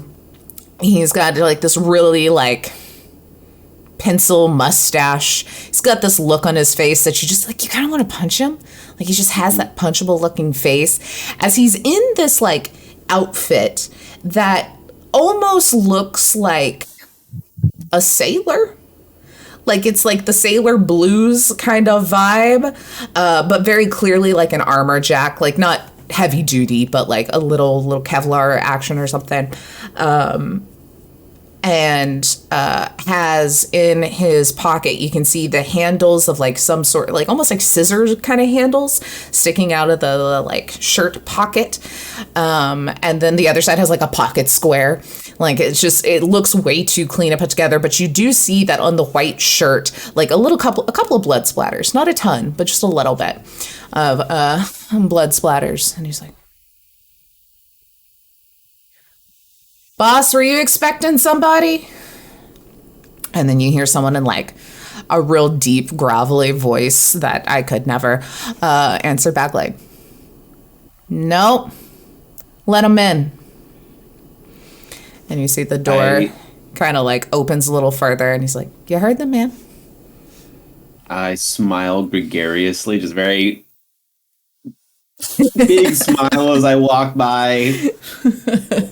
Are you in view here, Rex, and gonna kind of follow through, or are you hiding past the Sites Kool-Aid Man. is our Kool-Aid backup, so Rex will definitely follow him right behind. All right. Okay, y'all walk in to this room that is very empty, except for a few chairs, like a table. It kind of looks like a multi-purpose room. Sometimes maybe have meetings. Sometimes maybe murder a guy. As you see on this white wall that looks like unnaturally white, like it's probably bleached very frequently, blood splatters going up it, and then a pool of blood on the ground, as you'll see a cryo bag that is depressurizing, whatever it does to get cold. It is actively turned on and sat just to the side of this, like, not a huge pool of blood, not like this guy could technically maybe still live with whatever's happening in this cryo tank. Like, it's not a immediately deadly amount of blood. Who knows what the injuries are, because you cannot see inside of what is essentially just a body bag with like a pump on it. And you see sitting kind of at the foot of this bag this guy who has a similar outfit on with kind of like those sailor blue vibes, but it is much heftier. It looks a little more well made, a little tailored, a little more like a suit, but you can tell how thick it is and that like it's ready for problems. And he's kind of leaned back. He's got his legs crossed, these big old combat boots on, and has like a knife, like a big like Bowie knife, combat knife in his hand, and his white pocket square is out of his pocket, and he's wiping the blood off of his knife and just like holsters it. Shut the door. I will send the agent overlay to inform them I'm literally behind the wall behind that guy, to give them more confidence that they are well prepared and that if things go wrong, I'm right there. Yeah. Is there somewhere for me to sit in this space? Is there there's chairs. You know, they're pushed off to the side to not get in the bloodbath, but they're there. They're there. All right. I will say, pleasure to meet your acquaintance. I am Pasquale. Are you? And I'll like feign like I'm thinking about the name for a second. Is you Ripley by any chance? And I will walk like as we're coming in, I'll grab one of the chairs and like drag it in front of me to like spin it around to like sit like, you know, back on my chest. Cool substitute teacher. Yeah, cool sub. Mm-hmm. Yeah. Love it. Rex, what are you doing in this intro here? So, Ripper Doc, is there anything besides the cryo bag that I would recognize? Like, is there any like other tools, or like, is it pretty obvious to me like this is like some Ripper shit? What am I kind of picking up on, I guess? Yeah. I mean, you're kind of looking at this, and one of them is obviously skilled enough to know how to use this cryo pump, because it's not an easy thing to do. You kind of gotta like go through it. So like that's interesting. But there's no other tools around. There was very obviously like the bloody knife that's getting put up, but it doesn't seem like there was any sort of active like scavenging, ripping, anything happening. But it is concerning to you, who's probably lived through some shit like this, that someone has gotten put down in some sort of manner that involved a lot of blood and is now in a cryo pump. Like, that could be, maybe they are going to take him to Ripper Doc to get the good parts out of him and sell them or something. Or maybe this is, we questioned him, he didn't give us what he want, we're going to put him on ice until he heals up a bit, we can do it again. Like, there's a lot of really bad things that happen in the situation of where this guy may not be dead, but he's in a pump right now. Like, wow. Yeah. That's worse. Yeah. It's a very sketchy scene. Some more, that sucks. Yeah, it's a very sketchy scene that you're walked into. But yeah, he's just like, yeah, I'm Ripley. Pasquale, how did you find because you did say your name, right? I think you did. I did. Okay, assuming. How did you find your way down here? Oh, well, you see, it turns out there's a lot of hungry folks in this building, and I had a delivery for a box of donuts. And I thought to myself, while I was in the neighborhood, I have a friend that I haven't heard from recently, and I was informed that you were the man in charge, and I just wanted to come right to the source and pay my due respects and see if I can't find a friend. And I kind of pat my pockets, and I'm willing to compensate for any information I could find on my friend. Really, I just haven't heard, and I heard you're the man with the plan, so here I am. So you're paying me for information? Is that what we're getting at here? I would love to do that. Yes. Okay. How much is this person worth to you? Let me check how much money I have. That is probably. I feel like we did it. What was it?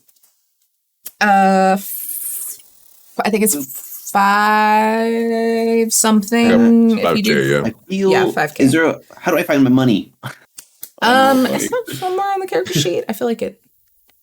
I believe you said 5K for bribes Yeah. and other expenses. Oh, yeah, no, I think I'll have need 5K on you each Okay.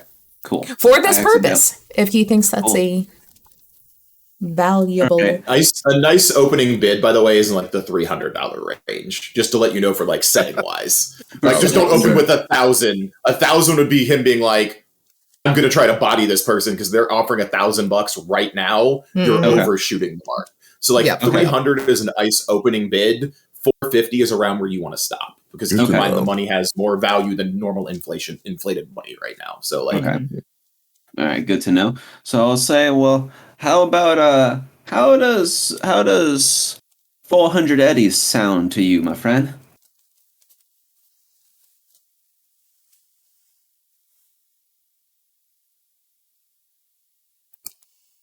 $400 eddies for a missing friend.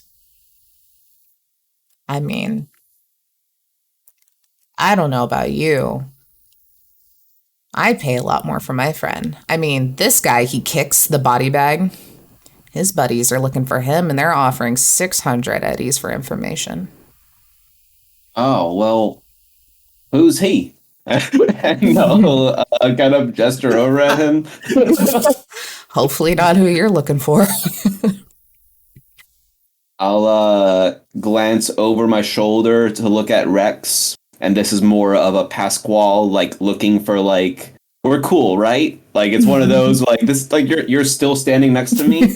All right. You look over then, and you see that little like wormy looking punchable dude just leaning up against the door. Like he's very much that like, yeah, what he said kind of like vibe of just like, oh, this is just like, he'll do whatever this guy says, you know, like weird vibes. I'm keeping an eye on that guy for sure, yeah. Yeah. Okay. And I'll say, well, I don't know about 600. This person probably has done something, but maybe we can sweeten the deal with 500 and a favor. Everybody needs a favor and a friend, right? And I'm all about making friends, and you've been most hospitable so far. He kind of leans back and looks you up and down. You're a nomad, huh? I am? Yes. All my life. Just passing through here. Kind of a newer transplant here. Well, welcome. All Much right. obliged. 500 and I owe you. If I have the information, I'll give it to you. That there's a deal. Can I add one extra little sprinkle on top? I am willing to hear it. Right.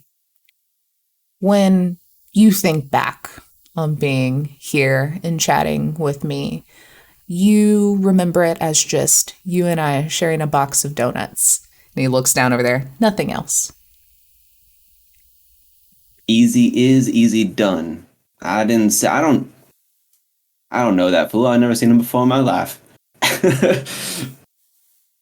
And And I feel like in Cyberpunk, money is just loosely wired through short-range communications. Yeah, you can do that. You can put them on little chips, kind of whatever. But yeah, very easily you could just like tap your phones and trade your money. Yeah, I'll Bluetooth him 500 eddies, and I will say I'm looking for a netrunner that resides in this domiciliary. Goes by the name Lynk. You heard of them? Can't say that I have. There's a lot of netrunners running in here, both running for here and just running in here, but they're not one of mine. Is there like a? I want to use the word insight. Is there like a Yeah. So you could do like human perception to kind of see like what their vibe is. You could also do like conversation if you want to just like kind of continue to chat with them and get them to tell you something without them really realizing that you're kind of onto them. And then there's just like persuasion to be like, come on, so depending on like what way you're kind of looking there. So insight, technically human perception. Sure. Okay, I got it. Conversation, persuasion. There's a streetwise stat in here. That's pretty sweet. All right. I would like. I'm gonna take the approach of like conversation. Okay. And I'll say, yeah, no, it's a very happening building, and that makes sense. If I was to want to inquire to perhaps, I don't know, a den, sometimes netrunners congregate in little dens to jack in. Maybe you could point me into one of those habitaciones, one of those rooms. Maybe I can ask them. People tend to run in smaller circles there. Let me think. So go ahead and roll conversation as you're trying to kind of like see if maybe there's some more info there. Okay. 13. He's kind of talking. He's like, well,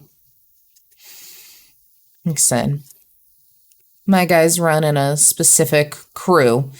I know about all of them by names and the best ways to push their buttons. So unless you have some alias, it's not one of them.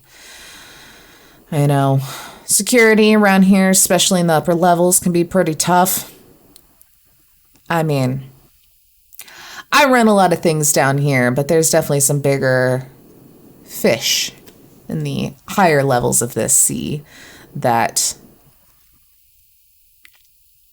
are harder to catch, I guess. So, not sure if it's any of those, but I do know there's a brain dance bar up on the 30th floor.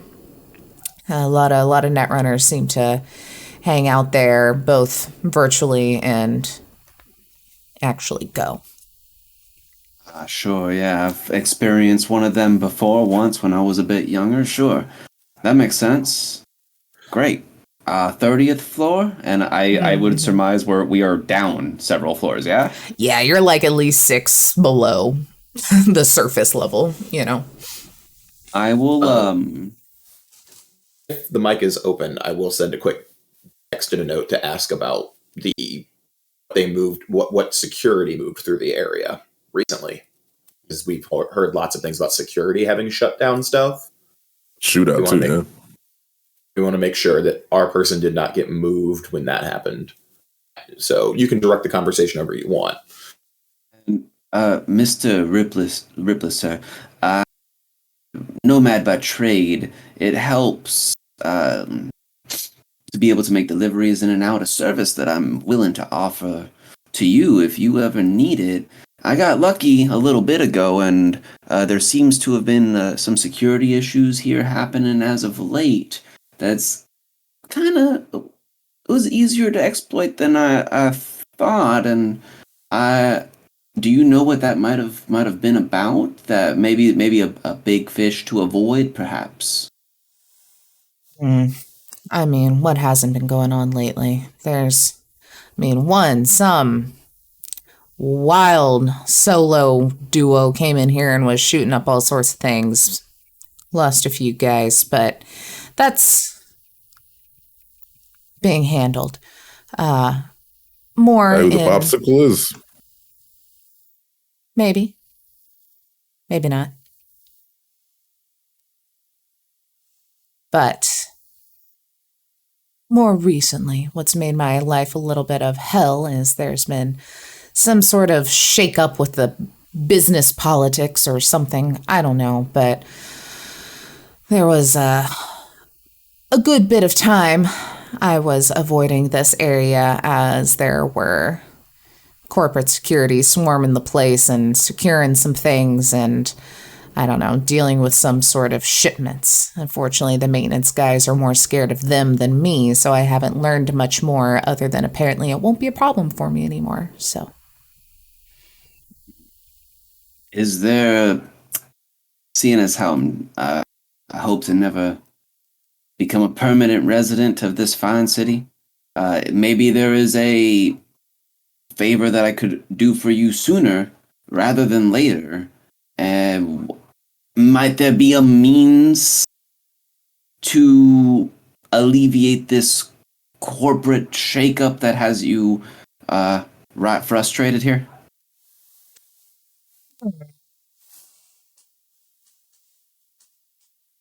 Pretty big for your britches, aren't you? Come out of the outlands and shake up corporations. I like it. Big thinking. Very Pascal does blush a little bit, but he's like, yeah.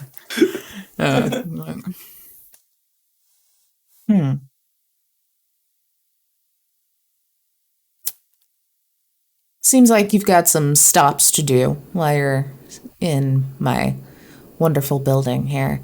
So we'll do some thinking and let you know.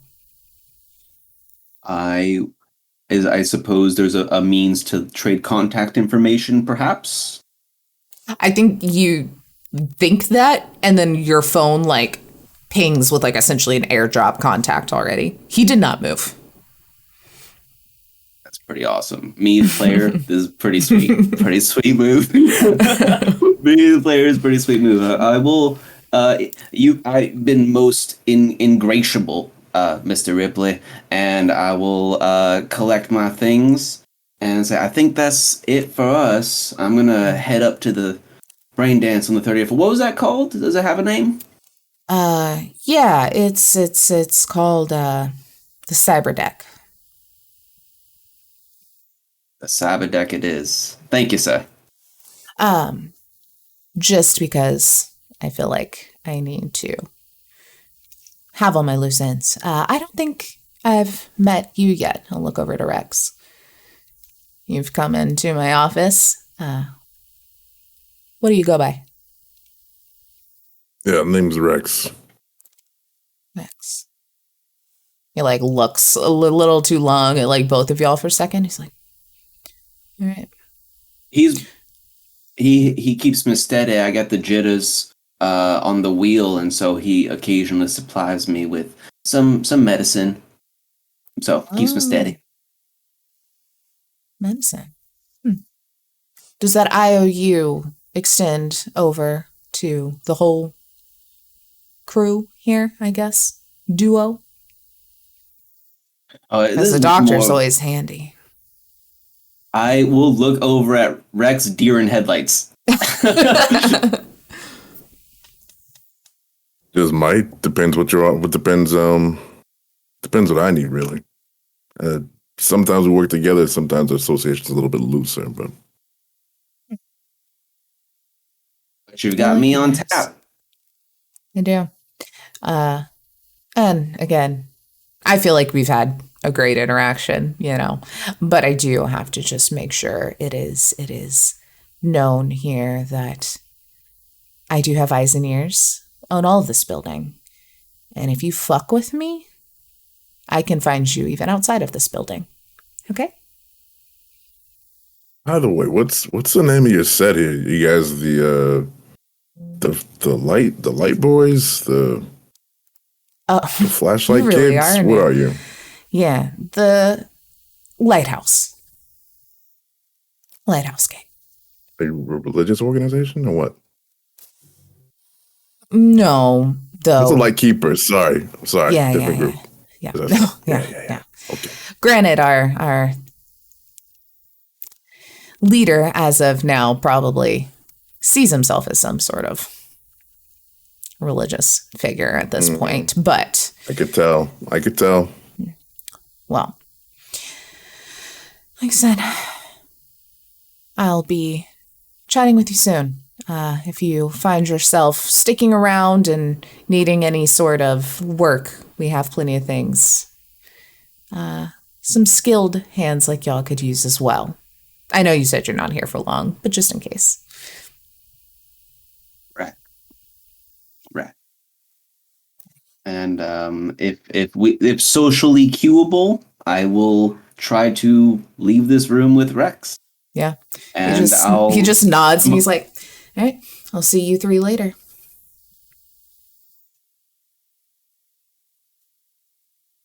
I will smile. I will big smile at that weird scrappy one, knowing I might have to hit him with the Whap-'em stick one day. Yeah, he smiles back at you, knowing that he's gonna have to snip you with his wiki one of these days too. Like, there's a mutual, like, I'm gonna have to. One day, not today, but one day, I'll have to fight your ass. So he does specifically say 3 later, or does he say 2? 3. And The door closes behind us. Yep, closes the door. All right, we have a heaven. Oh yeah. I felt safe knowing you were behind me the whole time. I was never in doubt. Yeah, man, I had your back for sure, and sights too. But yeah, fuck both those guys, honestly. You just hear a muffled chuckle from behind the door. Right. Well, you'll know, there's something up with corporate security that was down here in the last couple of days. You know, there's a Netrunner bar that some Netrunners hang out at.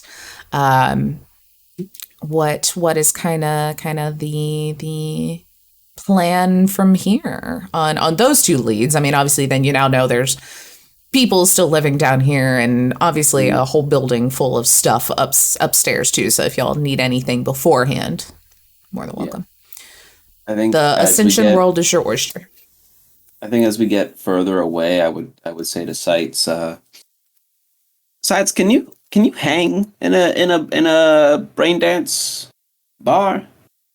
They're not gonna like hack you up, are they? Like you pretty state of the art, right? You're gonna be okay. I'll be fine in a brain dance gig.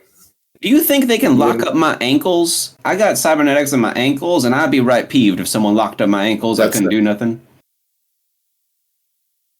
I mean, it's a brain dance bar, not a hacker rig. Brain dance bar means that people are reliving memories, not that they're correct hackers. Right. I'm sure there's some Netrunners there. I'm sure they're probably capable of doing some things, but no, I'm not a node onto myself. Excellent. As I tap your metal body. Ting ting. All right, I was just worried about you, that's all. Not sure why you did that, but okay. You know, you've been hugged Sights in a while. Does hugs feel the same to you? I literally saw my niece right before we came here, so yes. Oh, that's so nice. How's she doing these days? I haven't seen her around the community food barbecues. She's trying to go by the name Razorwind, and it just makes her sound like a tryhard. And I'm very sad because I was hoping she'd learn more from more people in the complex, but you know. Well, tell her to come around to the community barbecues. I have been. I've been trying to encourage her to be more social. But yes. With time. I think we're going to head to the 30th floor because corporate security is a whole other mess of dealing with things. Okay. Alrighty. So yeah, y'all head up, and maybe if y'all want, we can take, I think I'll probably have y'all kind of wrap up this questioning at the net running bar, and then we'll wrap the episode. So if you want to take a quick little 5-10 minute bio break to kind of stretch your legs, get some thoughts on what we want to ask, and we'll be back in 10. All right, be right back. Everybody, we are back. And we'll just I'll give just a quick little wrap of what y'all saw as you were walking up, but we'll kind of start the scene at the brain dance of you were able to kind of walk up mostly what feels like a lot of service elevator or stairs and such in kind of the bowels of this building here. You do notice the Lighthouse Gang mark in several places as you're going. This kind of seems to be their thing, but you also do now notice a lot of turtles. Now that you saw that big one, you're seeing a lot of it. Is it a dueling gang? I don't know, but they're tagged in a lot of the same places. But you make your way up to the main floor, which is just this hustle bustle. I mean, even at, we'll say we're probably hitting 10, 11 p.m. After the whole stakeout, sneak your way in, talk to the baddie vibes. And it's still, like I said, a hustle and bustle. You've got restaurants going, you've got bars, you have people just standing around talking, people coming in and out to work, all sorts of nonsense going on to where you come out of this kind of service entrance and can see up a good like 10, 15, 20 stories of where it's just like open with kind of the little overlook around it, like very much that Judge Dredd style, except it doesn't go all the way to the top of the building fully, because in the middle of it is this wall that, you kind of, after about 20 stories, you can't see. It seems like there's a little bit of a platform, but this wall that goes up the middle is covered in greenery. You see mushrooms and ferns and trees and all of these things growing up on this wall, and it almost has that humidity as you come in of actual plant life. And it seems like there is like a barricade around it, a don't touch. There is security around this wall, like it's real plants, and that seems to dominate the whole center of this. And then it has the points that go to the different kind of sections that seem to lead to the entrances, and you saw on the outside. But you are able to make your way past some food stalls and such to a set of elevators that say level 2, because you go up to the next floor, 2 through 40. That's all these seem to be. You do see kind of like blocked off by like glass, another set of elevators that I think probably just to set the scene about this time, there is a security guard outside of it who opens the door for someone coming in a suit, looks very important, that goes up this like private elevator. So it seems like depending on where you live and kind of your status, you have different ways of going around, but the main public seems to be able to just hit the button, go anywhere between 1 and 40. And so you hop in the elevator, hit 30, go up. It is a similar scene of kind of hop in, less busy because it is just kind of the band that goes around with that big wall, like even closer now because, it's a big base and then a smaller tower going up. Still huge, still easily hundreds and hundreds of people on one floor, big. But this wall kind of takes up the middle of this section, and all of the businesses seem to wrap around on the outside of it. And you see a few people kind of ask, hey, where's this? And they're like, oh, down there, take a right. And you hear them too. They're like, oh, yeah. Okay, so like right now we are in, oh man, I really should know tree names. Insert tree name here. We are in orange sector. So if you go down, take that little half stair up, you'll end up in cherry blossom. That's going to be the area, and it's going to be right there. And you're like, okay. You start to notice that the trees that because they're very small trees too, which is interesting, that are kind of coming off of these are orange trees here. And after a bit, you turn and go up the stairs and you see those like pink cherry blossom sakura leaves kind of starting to sprinkle around and be on this tree, this wall. Like it's a very weird setup of how this is, and something you'll definitely never seen before, like even real plants probably in a very long time. And sure enough, you see mashing in the same kind of pink that the trees have, this bright neon light that says the Cyberdeck, and you can see it's kind of a neon with like a little rectangular Cyberdeck image with a little brain dance headset kind of running off of it. It's very tinted kind of windows on the front. There is a guard that very, or bouncer, is just like, hey, whatever, entrance fee, whatever, taps your thing for like 10 eddies or something for the cover fee. And y'all are able to walk in. And inside it's a very big bar, though this front area seems very small. Like the tinted windows went a good section, but this entrance seems to only be maybe a third of that. And you've got some tables that are kind of down a level, little circle tables that you can see some people in. There's a bar that goes all the way along the right side that has some people sitting in it. I think one thing that kind of stands out is odd to you. You hear the noise of chatter and people talking and music, but you realize the people talking chatter is only from the bar side. You see people talking, sitting down at the tables, but you don't hear them. Like there's no people talking sound from that side.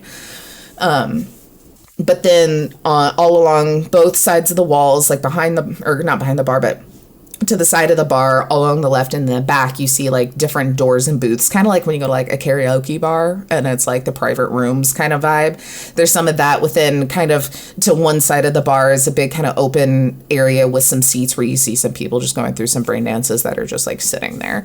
But you see there's a few bartenders, but as you kind of like walk in, one of them kind of smiles at you. You'll say it's just like real like peppy, happy to be here kind of person.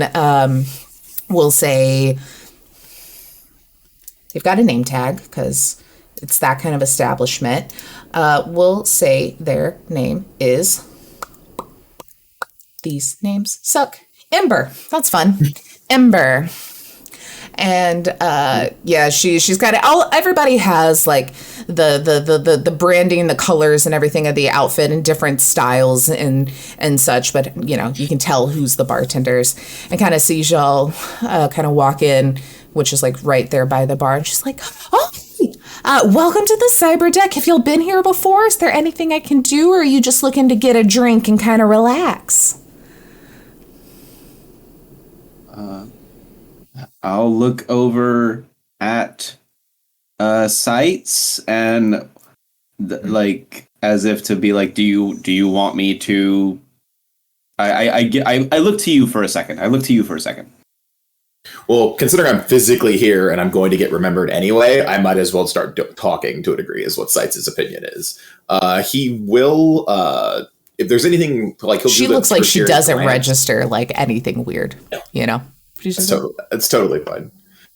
That's totally fine. Great act. I love it. I'm like, yay, somebody doesn't think I'm weird. The people where you can't hear things, are those clearly private booths, or is it just clearly that side of the restaurant has sound dampening?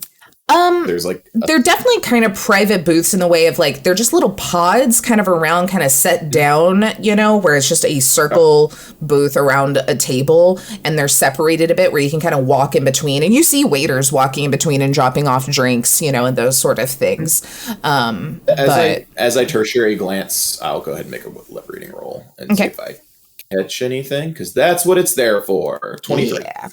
23. In a glance, I mean, you're looking, and it's a bunch of just drunk people babbling and having conversations kind of things, and a good chunk of it. There are definitely some people that are maybe in like the further booths and such that look to be a little more serious, and you can like kind of pick up there's some business dealings happening, like like some turf exchange kind of things of a guy in a similar kind of outfit as the dude downstairs, so it seems like there's some business happening, and then also just some groups that needed a big booth, and here they are. Nothing to note on what you're looking for that you're noticing. The only thing I would notice is if somebody's upset that like the person they play with has been missing for a few days, because we do know that she played online games all the time. So that is fact I can quickly cross check is if one of the groups is complaining about missing their raid tank or their healer or whatever. Okay. Roll for me just real quick, maybe a human perception. I'll let the lip reading roll stand, but see if you can kind of maybe get a vibe of who to pin in on, who looks like gamers, who looks upset. Sure, not a problem. Human perception, which I'm actually pretty. I'll even drop a point. I'll drop 2 points of luck because make it a base 15. Okay. 22. Damn. Yeah. I have high empathy and I put points in there. I'm actually pretty good at reading people. Yeah. Actually, a nice guy. Yeah. Turns out. I really am a nice guy. Yeah, you're kind of looking around, and I'll say you see a group of about 4 people. Yeah, we'll say about 4 people at one of the booths. And, they have different drinks and stuff. And they will say that 2 of them have on some, like, elfness merch shirts. They've got their, they're wearing, like, DPS rep, like, shirt or, something going on. They're repping deeps. Yeah. And so you kind of, like, clue in on them, and there's like little talks back and forth that seem just like whatever, and then it's just like shit. Yeah, it sucks. Like, we're gonna have to find 2 new people now. Like, what are we gonna do? And like maybe there was like some competition or something, some competitive thing that they're going to, and so now they're talking about like being short 2 people on their team. Cool. Do we know? This is gonna sound really interesting. Do we know Lynk's screen name? I feel that is a piece of information that is vital right now, and we did ask about it, but Ajax did not give it to us. Yeah, I mean, you can assume Lynk. Like, that's the only name that they gave you. Like, they gave you their name as a, like, this will calm them down, but nothing else for Lynk. So maybe that's all that they go by, or she goes by. I will quick dial fucking Ajax's agent and be like, what does your sister use for a screen name on Elfness? Yeah, it just comes back like, oh, Lynk, and then spells it out though, like before they just said it, and so then they like actually spell it out like Lynk. Cool. That may be useful later, but yeah, I will kind of scan the room. It's very obvious anybody who knows, like, I have 5 sets of eyeballs, so like it's not uncommon. And I will then turn to Pascal and be like, "Do you want to talk to the bartender?" And I will see if I can follow up on something I noticed. Would you like to speak to the bartender and see if she knows anything? Excellent. Oh, I think you're muted. You're muted. Bartender cannot hear you. What? I'll nod and go, Ember, it's Ember, right? Yes, it is. Oh, Ember, are we able just to walk up to the bar and get drinks, or do I put drinks in with you? Oh, yeah, no, you can walk up, and like any of us here are happy to help you. Sorry, I inhaled spit. Okay. Any of us here are happy to help you in any sort of way. Also, I mean, tables are first come, first serve. If anyone sits up, y'all are more than welcome there. If you do want to sign up for a private room, you can talk down there to Jeremy. They deal with the booking on that. If you're looking just for, any old brain dance, you can go over to the other side of the bar there and just sit down at an open headset. Thank you so much. You've been an absolute delight. Well, I am just so happy. I'm assuming this is your first time, so I'm very happy to welcome you all to the Cyberdeck. Bro, I'm taking a look at you. You look really dehydrated. Are you drinking enough? Me or him? Ember. I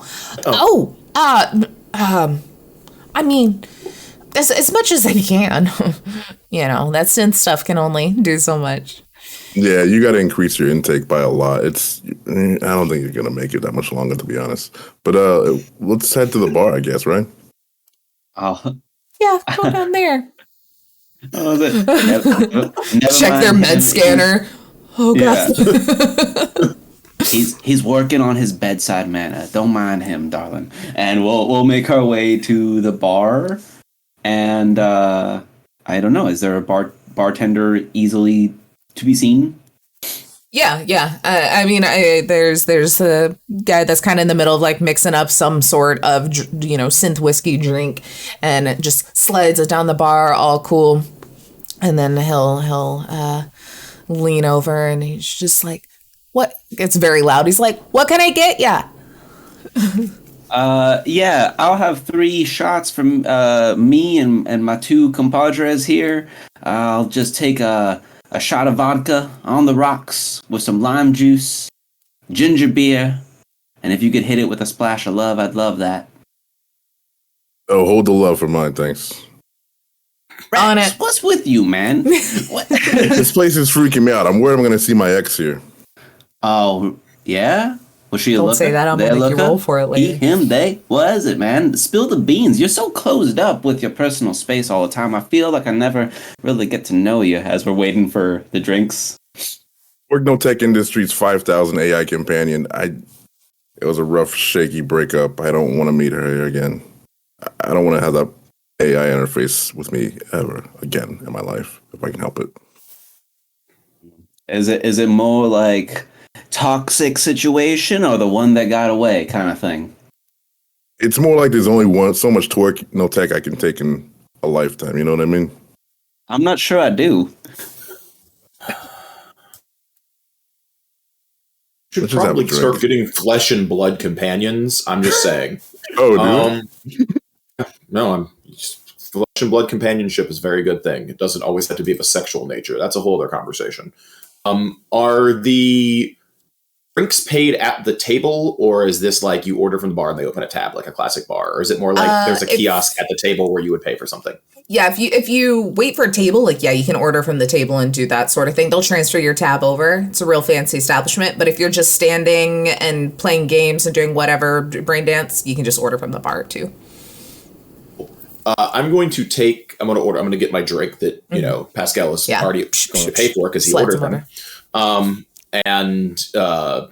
I'm going to walk over the table full of the people with the elfness gear. I'm going to literally just reach over, take the kiosk, and then I'm going to pay for all of their drinks and set it back. Okay. All right. So y'all get your drinks. You notice as you're talking about Rex's ex, Sites just kind of walks off. And Sites, you walk over to this side, and as you go up to the table, not a lot of people seem to really be paying much attention to anyone in the surrounding areas, but there's definitely a few that are like, huh? And one of the guys at the table that you're going up to definitely spots you as you're like in their line of sight. And as you like lean over and grab the kiosk, like once you kind of break the edge of this booth, you can hear now them talking. And someone's like, yeah, so... Oh, and then they all stop and just kind of look up at you as you do that and sit it back down. And we'll say one of the girls like looks to be very small, very mousy, kind of Lolita vibes, is like, what are you doing? Need your attention, and I figured I'd start off with a good foot. And I turned the kiosk toward her and realize and like denote the fact that I've just paid for all of their drinks. Well, hello. Oh. I noticed your paraphernalia. I'm looking for someone that is associated with this particular situation. I assume you're familiar with Lynk, and I spell the name. Oh, yeah. What? I'm looking to find her. Mm-hmm. Oh, shit. Okay. Do you want to, like, sit down? Sure. I'll like scoot over to where they're taking up half the booth and you're taking up the other half of the booth to those like four compared to you. Is the table pinned to the ground? Yeah, no. It's kind of like those like 70s conversation pits where you like go down and sit on a booth, so it's like you've stepped down onto the thing. I'm asking if the table is like bolted to the ground. Yeah, I think it's probably like built into this whole pod area. Yeah. I'm not going to break the table, because if it wasn't, I would just lift it out of the booth so they could all engage. Mm-hmm. But if it's bolted to the ground, he's not going to break the booth. That's a bad. That's a bad. Just all right, get this out of here. All right, get this out of here. Yeah. So yeah, you sit down with these guys here. They all seem to be probably in their like early to mid 20s. They all are very much, you can see if they don't have the shirt on, the two that have the shirt on, you see like one of them has a case for their agent that has what's like very clearly an OC character from the game, like as the background. And, maybe the other one like actively has their like computer bag on them. And you can like just kind of get the vibe that they are very serious about this. This is not like us going out to a bar where it's like, we're gamers, but no one really notices. This is like, they are competitive. They are trying to game plan right now. They are ready to go, you know? So, yeah, they kind of scoot over. And I think that one girl's probably kind of the firecracker, the one that kind of runs them all together. We will say her name. She will introduce herself as... Oh, Masami. We'll go with that just because I'm happy because I love Korra. Hence why my dog's name is Korra.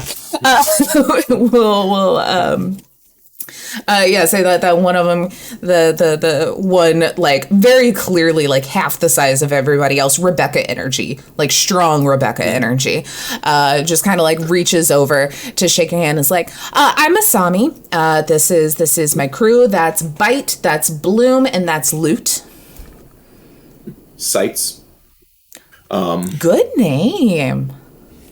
Thank you. I appreciate it. It's very all-encompassing, catches everything very easily. And legitimately, I'm not going to try to mince around. Lynk is missing. And I've been sent to help find and retrieve her. It seems you are probably also missing her. Yeah. We just kind of thought that maybe she like fucked off and found another team or something. Is there something like wrong? I assume because you're here. Sorry, you look like you're the one they call when something's wrong. I am someone they call when something goes wrong. Okay. Yeah, that's what I figured. So, I assume you know more about her than I do, because clearly I've been hired to find her. She's not a personal friend of mine, but I do wish to see her safe return, and clearly you wish to see her safe return. Any and all assistance we could get on the matter would be wonderful. Yeah, I mean, so last time we gamed was it's Monday, so probably Saturday, Sunday, Friday, Thursday? I think Thursday night. So she made the Thursday night raid then. Yeah, Thursday night we raid. Everything seemed fine. I mean, it wasn't a great night. It definitely was not our best run. I mean, if we're going to be honest, not saying it, I don't want there to be anything wrong, so I'm not going to... They weren't playing their best, you know? Lynk was kind of letting us down a little bit on the heals department, but that's fine. You know, everybody has a bad night or whatever, but, it was a normal night. Everything was fine. I will ask, was the DPS appropriately dumping their aggro? I'm just going to slightly turn two eyes toward the DPS, people wearing DPS shirts. Yeah, you see both Bite and Bloom just like... just kind of like look down, and the other one there is like, yeah, were they? Like, it's very clearly an argument that they've been having. And I'm asking, these are important things to remember. You do have a button for that. Anyway, it was a like normal night. Everything was fine. And then on Wednesday, no, that's not how time works. Friday was the next day. That's usually our big night. We'll try and go for a few hours, get in some prep or anything. And she never logged in. And you know what? Actually, so we've been running with this new guy that had been kind of joined in the last like few months or so. Fucking awesome tank, if we're going to be honest. Really sad to see. He hasn't been playing either. And I thought maybe because I don't know, Lynk kind of brought them in, so I assumed if Lynk didn't log in, maybe that's why they didn't. But we haven't seen either of them log on at all. Like, they've been offline. Interesting. That might actually be very useful information. So then, I'm going to assume there's a level of netrunning competency amongst all of you in this booth. Hey, you clearly live... A bit. Points to, like, two of the guys. You do know Lynk helped run security for this building, even though it was some level of anonymity. Oh, shit, no. I mean, that makes sense. You wouldn't have told us. It's a pretty serious job. It is a very serious job. But it is a job that may have put her in danger. So any information you have on this other tank, or I assume you never met Lynk in person? No, not really. That makes sense now. I thought like maybe they were just like kind of antisocial, which like, no shame. It was fine with it, but it makes sense because they were always fucking working where they couldn't come to these hangs. But yeah, no, never met Lynk in person. The other guy was Nox, was their screen name. They never showed in person either. We all like kind of grew up together and knew each other a bit. We've been more established. They joined, about Link's been playing with us probably for about 3 years, but Nox has only been around probably about 6 months or so. We'll bring up the information I had and about the lunch meeting and the dossier and ask if any of them can figure out where that would be appropriate inside of this building based upon the information I gave them, or if they can possibly trace where that meeting would be based upon the information I gave them. Yeah, you give them, slide that over and kind of look, and they're like, lunch? I don't know.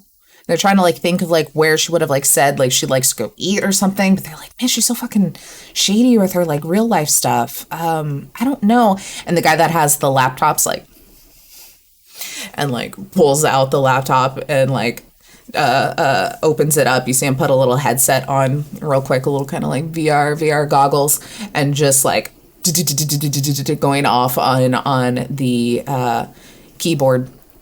And we'll say that was the one named Byte, BYTE, of course. And it's not BYT3. Oh, definitely. Yeah. Definitely BYT3. And after a bit, he kind of like pops back out.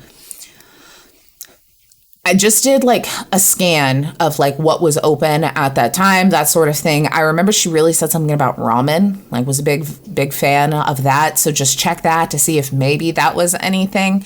And then just kind of sends the different locations. We'll say it was like ramen. She's like, a lot of these places kind of close in that weird between lunch and dinner time around here, Work-life balance, surprisingly good in the food industry here. Very excited for them. Anyway, it's been a big thing. There's this whole co-op about it. It's really great. Anyway, so, and he'll just start spouting out information and like what the statistics are that they would be here, where would be the place to meet, blah, blah, blah, blah, blah. If they worked in security, they probably were like in this area and, lists like a security office on like the 50th floor is where like a lot of building security and stuff starts happening, or like the important building offices, and just goes off. And he's like, so it's actually all really useful information, like that he's just giving me for free. So not going to be. Yeah, I mean, he's just no filter and just going off here.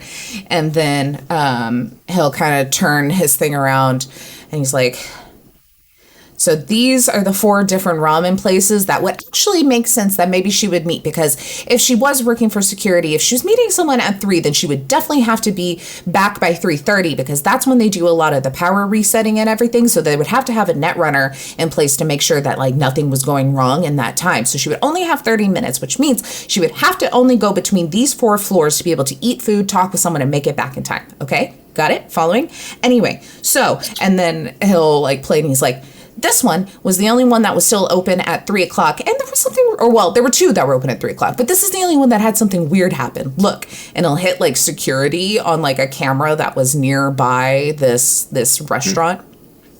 And you see that there is a guy that walks up, orders some food, sits down at a table, and is kind of like looking around, like looking for something or someone kind of vibe. And then he kind of like perks up and like looks under the table and pulls an agent out from under the table and like puts it to his ear and like starts listening into whatever it is, and looks like, goes from just like confused to like visibly shaken a bit. Like he goes from very just like, what the hell, and kind of like looking around. There is no audio, so would you like to roll your thing? I like to roll lip reading. I would like to roll lip reading. I'll burn my last 2 luck for the game session, so there's no point in not. I don't think we're going to get into a sudden combat right meow. No. Good. Not by the time we're done at the bar. I'm gonna fuck it up right now. Don't worry. Okay, let's actually cut over to y'all while this lip reading's happening. What are the two of y'all still doing there now that you have your drink? Kind of looking around. You see Sights has found these like little nerd kids and is just hanging out. I'll tell you, Rex, you're very good in bodily health, but I think you should consider some, perhaps, emotional healing. And with that, I know this is the greatest salve that I know. Liquor, my friend. Straight liquor right here, as I gesture to the 2 shot glasses. This will cure your soul. Bottoms up, good buddy. I mean, yes, it will absolutely dehydrate us, but yeah, I could use a lot of healing right now. I need a way to just forget, just move on from certain things. So, cheers. You ever try one of these in here? Yeah, pretty popular place. Like I said, I like to stay away from these kind of places. I've had some not so great experiences. They say like, oh, it's your greatest fantasy come to life. But listen, some of them, Hey, a little too real. You know what? We're here in the flesh now, you and me, and we're gonna be all right. And oh my God, look at him go! Look, he is always gesturing over to Sights and the big burly man in the tiny booth. He's doing pretty good. He is always so personable and kind. I knew he would do fine here. This is nice. This is nice. It's good to have friends and family. I been away from my pack for a while, and it's good to have people to roll with, Yeah. Sights is real good with his niece, and those kids are like the same generation. You got a pack? What's that about? Oh, well, yeah. Us nomads, we all have our family packs, and mine got put away behind bars. So I've just been me here in Night City until I came upon Camden House here, and I'm just making friends, consolidating my cultivating friends. Yeah, maybe I'll have some help one day when I go to bust them out, but for now, I kind of feel like a tengo un familia, like I have a little bit of a family here in Camden House, and it's nice. And Sights is our, strangely personable 7-foot, 8-foot cybernetic Borg man who runs the co-op board. It's strange, but I can see the appeal of the city life now and again. But I think really I gotta take you guys out to the open road. Nothing like hearing the roar of the engine, the wind passing through your hair. We gotta get out of the city, that's all. I mean, sure, that sounds good, but have you tried the new Cuddle Biotics AI interface?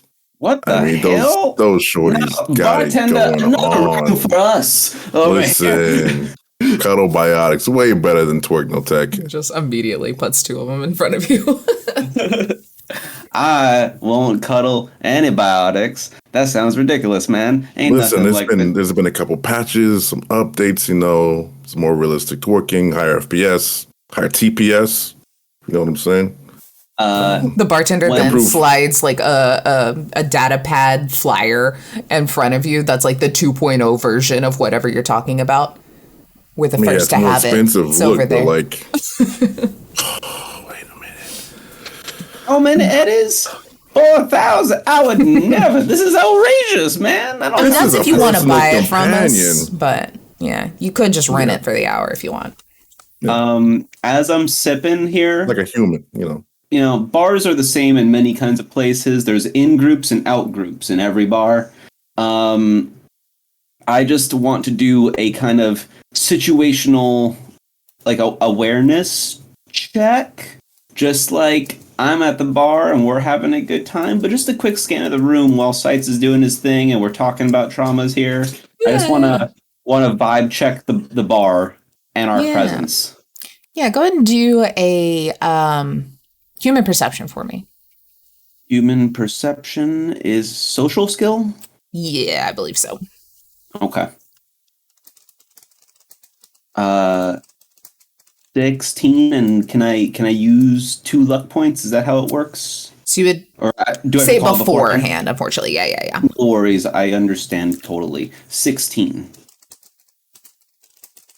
Okay, yeah, you're kind of looking around, and you see that for the most part, the patrons that are here that aren't actively sitting at the bar in those booths are very plugged in, are kind of doing their thing. Everyone at the booth seems to be very in their group. You're kind of picking up a lot of what Sites did of, there's definitely pockets of people that seem out of place, and it's probably they're here because of this noise dampening. Like they're having some business talks and are a little like hushed or like, I'm going to fuck you up kind of vibes, a little threatening. But it is very interesting, I think, the mixed matched types of people here, where you have these gamer kids, you have like older hardened looking security guys, you've got just people coming in out of work that maybe are in some work clothes. Like it's very much a like relax kind of get everything like, unwind kind of place and get anything you want with a brain dance, like it's the endless opportunities. I will say to scanning the room, I will say to Rex, I'll say, fella, Doc, something about families is very different than anything they can engineer in places like this. I mean, we're here because of someone's family. As I drop that shot, slap it on the table. You drop the shot, slap it on the table, and you say this. And you're looking at Rex as you're saying it. And we'll say like the section with like kind of the open booths with the brain dance happening is back there. And you catch real quick as part of that human perception something a little odd, that someone doesn't seem to be in the same kind of like trance that everyone else is. And then you notice that they're wearing the headset, but there's not the lights flashing, and their eyes are open and they're looking at you two, kind of in the corner, a little dark. All right. And I'll go on to Rex and say, see, these brain dances and cuddle bots and whatever, doesn't give you what's going to make you feel alive here in this place. Like a community, a family is one of those things that is really worth putting yourself into danger, into harm's way. And I will kind of gesture with my eyes and eyebrows to signal to Rex to be like, look over there, bro. Like, with emotive eyebrows, but just kind of. Yeah, I gotta be honest. I mean, the last time I really felt alive was Battlefield Hospital. I'm kind of an action junkie, to be honest. I've been trying to just calm myself ever since then with, AIs and the other acronyms I'm not going to say right now. But anyway, yeah. Does being in the moment and using your body make you feel alive different as it does to the digital interface? The thrill? Are you a fan of the thrill, Doc? It's not so much adrenaline junkie in you, perhaps. Yes, maybe something like that. It's just a feeling someone's life in your hands, With an AI, they're gonna survive. They can take whatever you can give them. Not that I'm a violent man. Oof, that sounds really weird. That sounds so awkward now that I just said that. But anyway. That's okay. That's the magic potions that I've been giving you. They're working their charm. We have begun the healing process, amigo. The bartender, interpreted love as an extra shot. Love that. Nice. And I feel like I'll go. I feel like we're starting to get eyes on us, so let's go see how Sight's doing, and maybe we can get out of here. I'm not sure we're the in group in this BD joint. Talking about, I'm cool as fuck, bro. You say that, and we'll transition back over where sites you're watching the security footage here. And you see this guy that, goes from like, hello, confused because this phone was ringing, to then like confused. And he was like, Lynk? What the fuck? What? No, what's going on? Aren't you supposed to be meeting me here right now? Are you fucking with me? Like, you have to be fucking with me right now. Oh, fuck. You're serious? What the fuck can we do? Should I tell the guy? No. Oh, okay. What? Wait, Lynk, what? Lynk, who the fuck is that? What's going on? Lynk. And then she stops and just kind of like looks at the phone. And then at this point, Bite, who has the headset on, is like, oh shit, oh my god, fuck, and like turns the laptop around to get back into the Cyberdeck, and you can like see a nosebleed starting on one side as then like he is like actively going off doing something, and just constant profanities as like coming out while the other three are just like stunned silent, like watching. And then after a bit, you can see like the deck that's kind of attached to his laptop like start to smoke, and just a burst of flame comes out, and he like throws it, rips off his headset. Everyone's throwing like drinks onto it to kind of get the flames out, and like he is like screaming, holding his head, like you can see blood like from like the tear ducts of his eyes. Both of his noses, like both sides of his nose, are now bleeding as he's like looking down. You two probably would notice, or about to notice this. You can't hear any of it. No one can hear any of it. Sight, you're just watching this happening in front of you because it's in this bubble here. But you two see the guy that was sitting in the corner stand up, take the like brain dance thing off, and start to walk kind of towards y'all. As then this kid is just, Sight, you're watching him just hold his head and scream. And that's where we will pick it up next time, with this scene playing out. Nice. He's dehydrated. You really should have drank more water, honestly. That could avoid it all. Always drink water to begin. Yeah. Hundreds of eddies worth of water, which is like 4 drops. Awesome, y'all. Well, we will pick this up next time. Let's do one last little what everyone is doing shout out. Let's start with you, Mark. Hey everyone, Mark J here.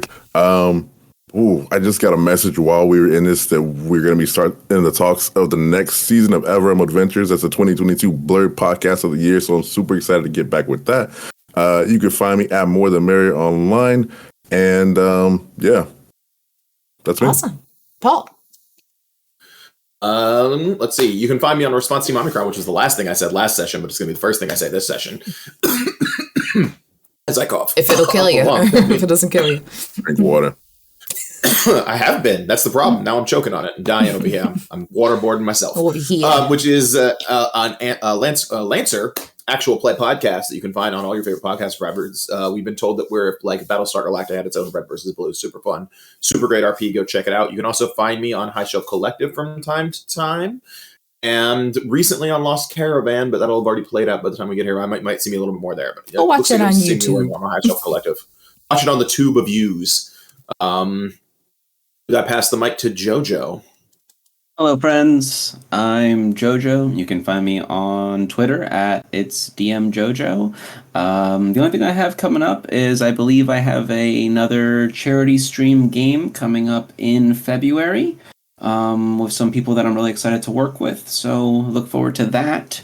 Other than that, I occasionally talk and post about anthropology-based prompts for storytelling and diversity, so check that out. Talk to me about nonsense, and that's really it. I had a great time, and I bounce it back over to our wonderful storyteller, Taylor. Hello, I'm Taylor, or @_potato_ wherever. I choose to be on the internet if it still exists. You can also find me over on High Shelf Collective. That is kind of my home, my thing that I run. We've got Cyberpunk coming. It's going to be a very different vibe from this one. I am running a game that I described as Baywatch with cybernetics with B-movie villains. Monster movie villains. That's the key, the monster movie part. So that should be very, very interesting, as well as some other fun things in the work. You can also find me on 2000 Tales role-playing on YouTube every single Tuesday, where we play a big gay dice game. We are playing Masks currently. And then on Friday, where we play Monster of the Week Weird Web, and it is wild time. And then, Lost Caravan bopping around here, obviously, all over the place. You know, wherever people want to play games with me, I'm there. But I think that is where we will end it for the night. So, everybody, thanks for watching. Thank you all for playing. And we'll see what happens next time. Because y'all in a pickle. Deal. Bye.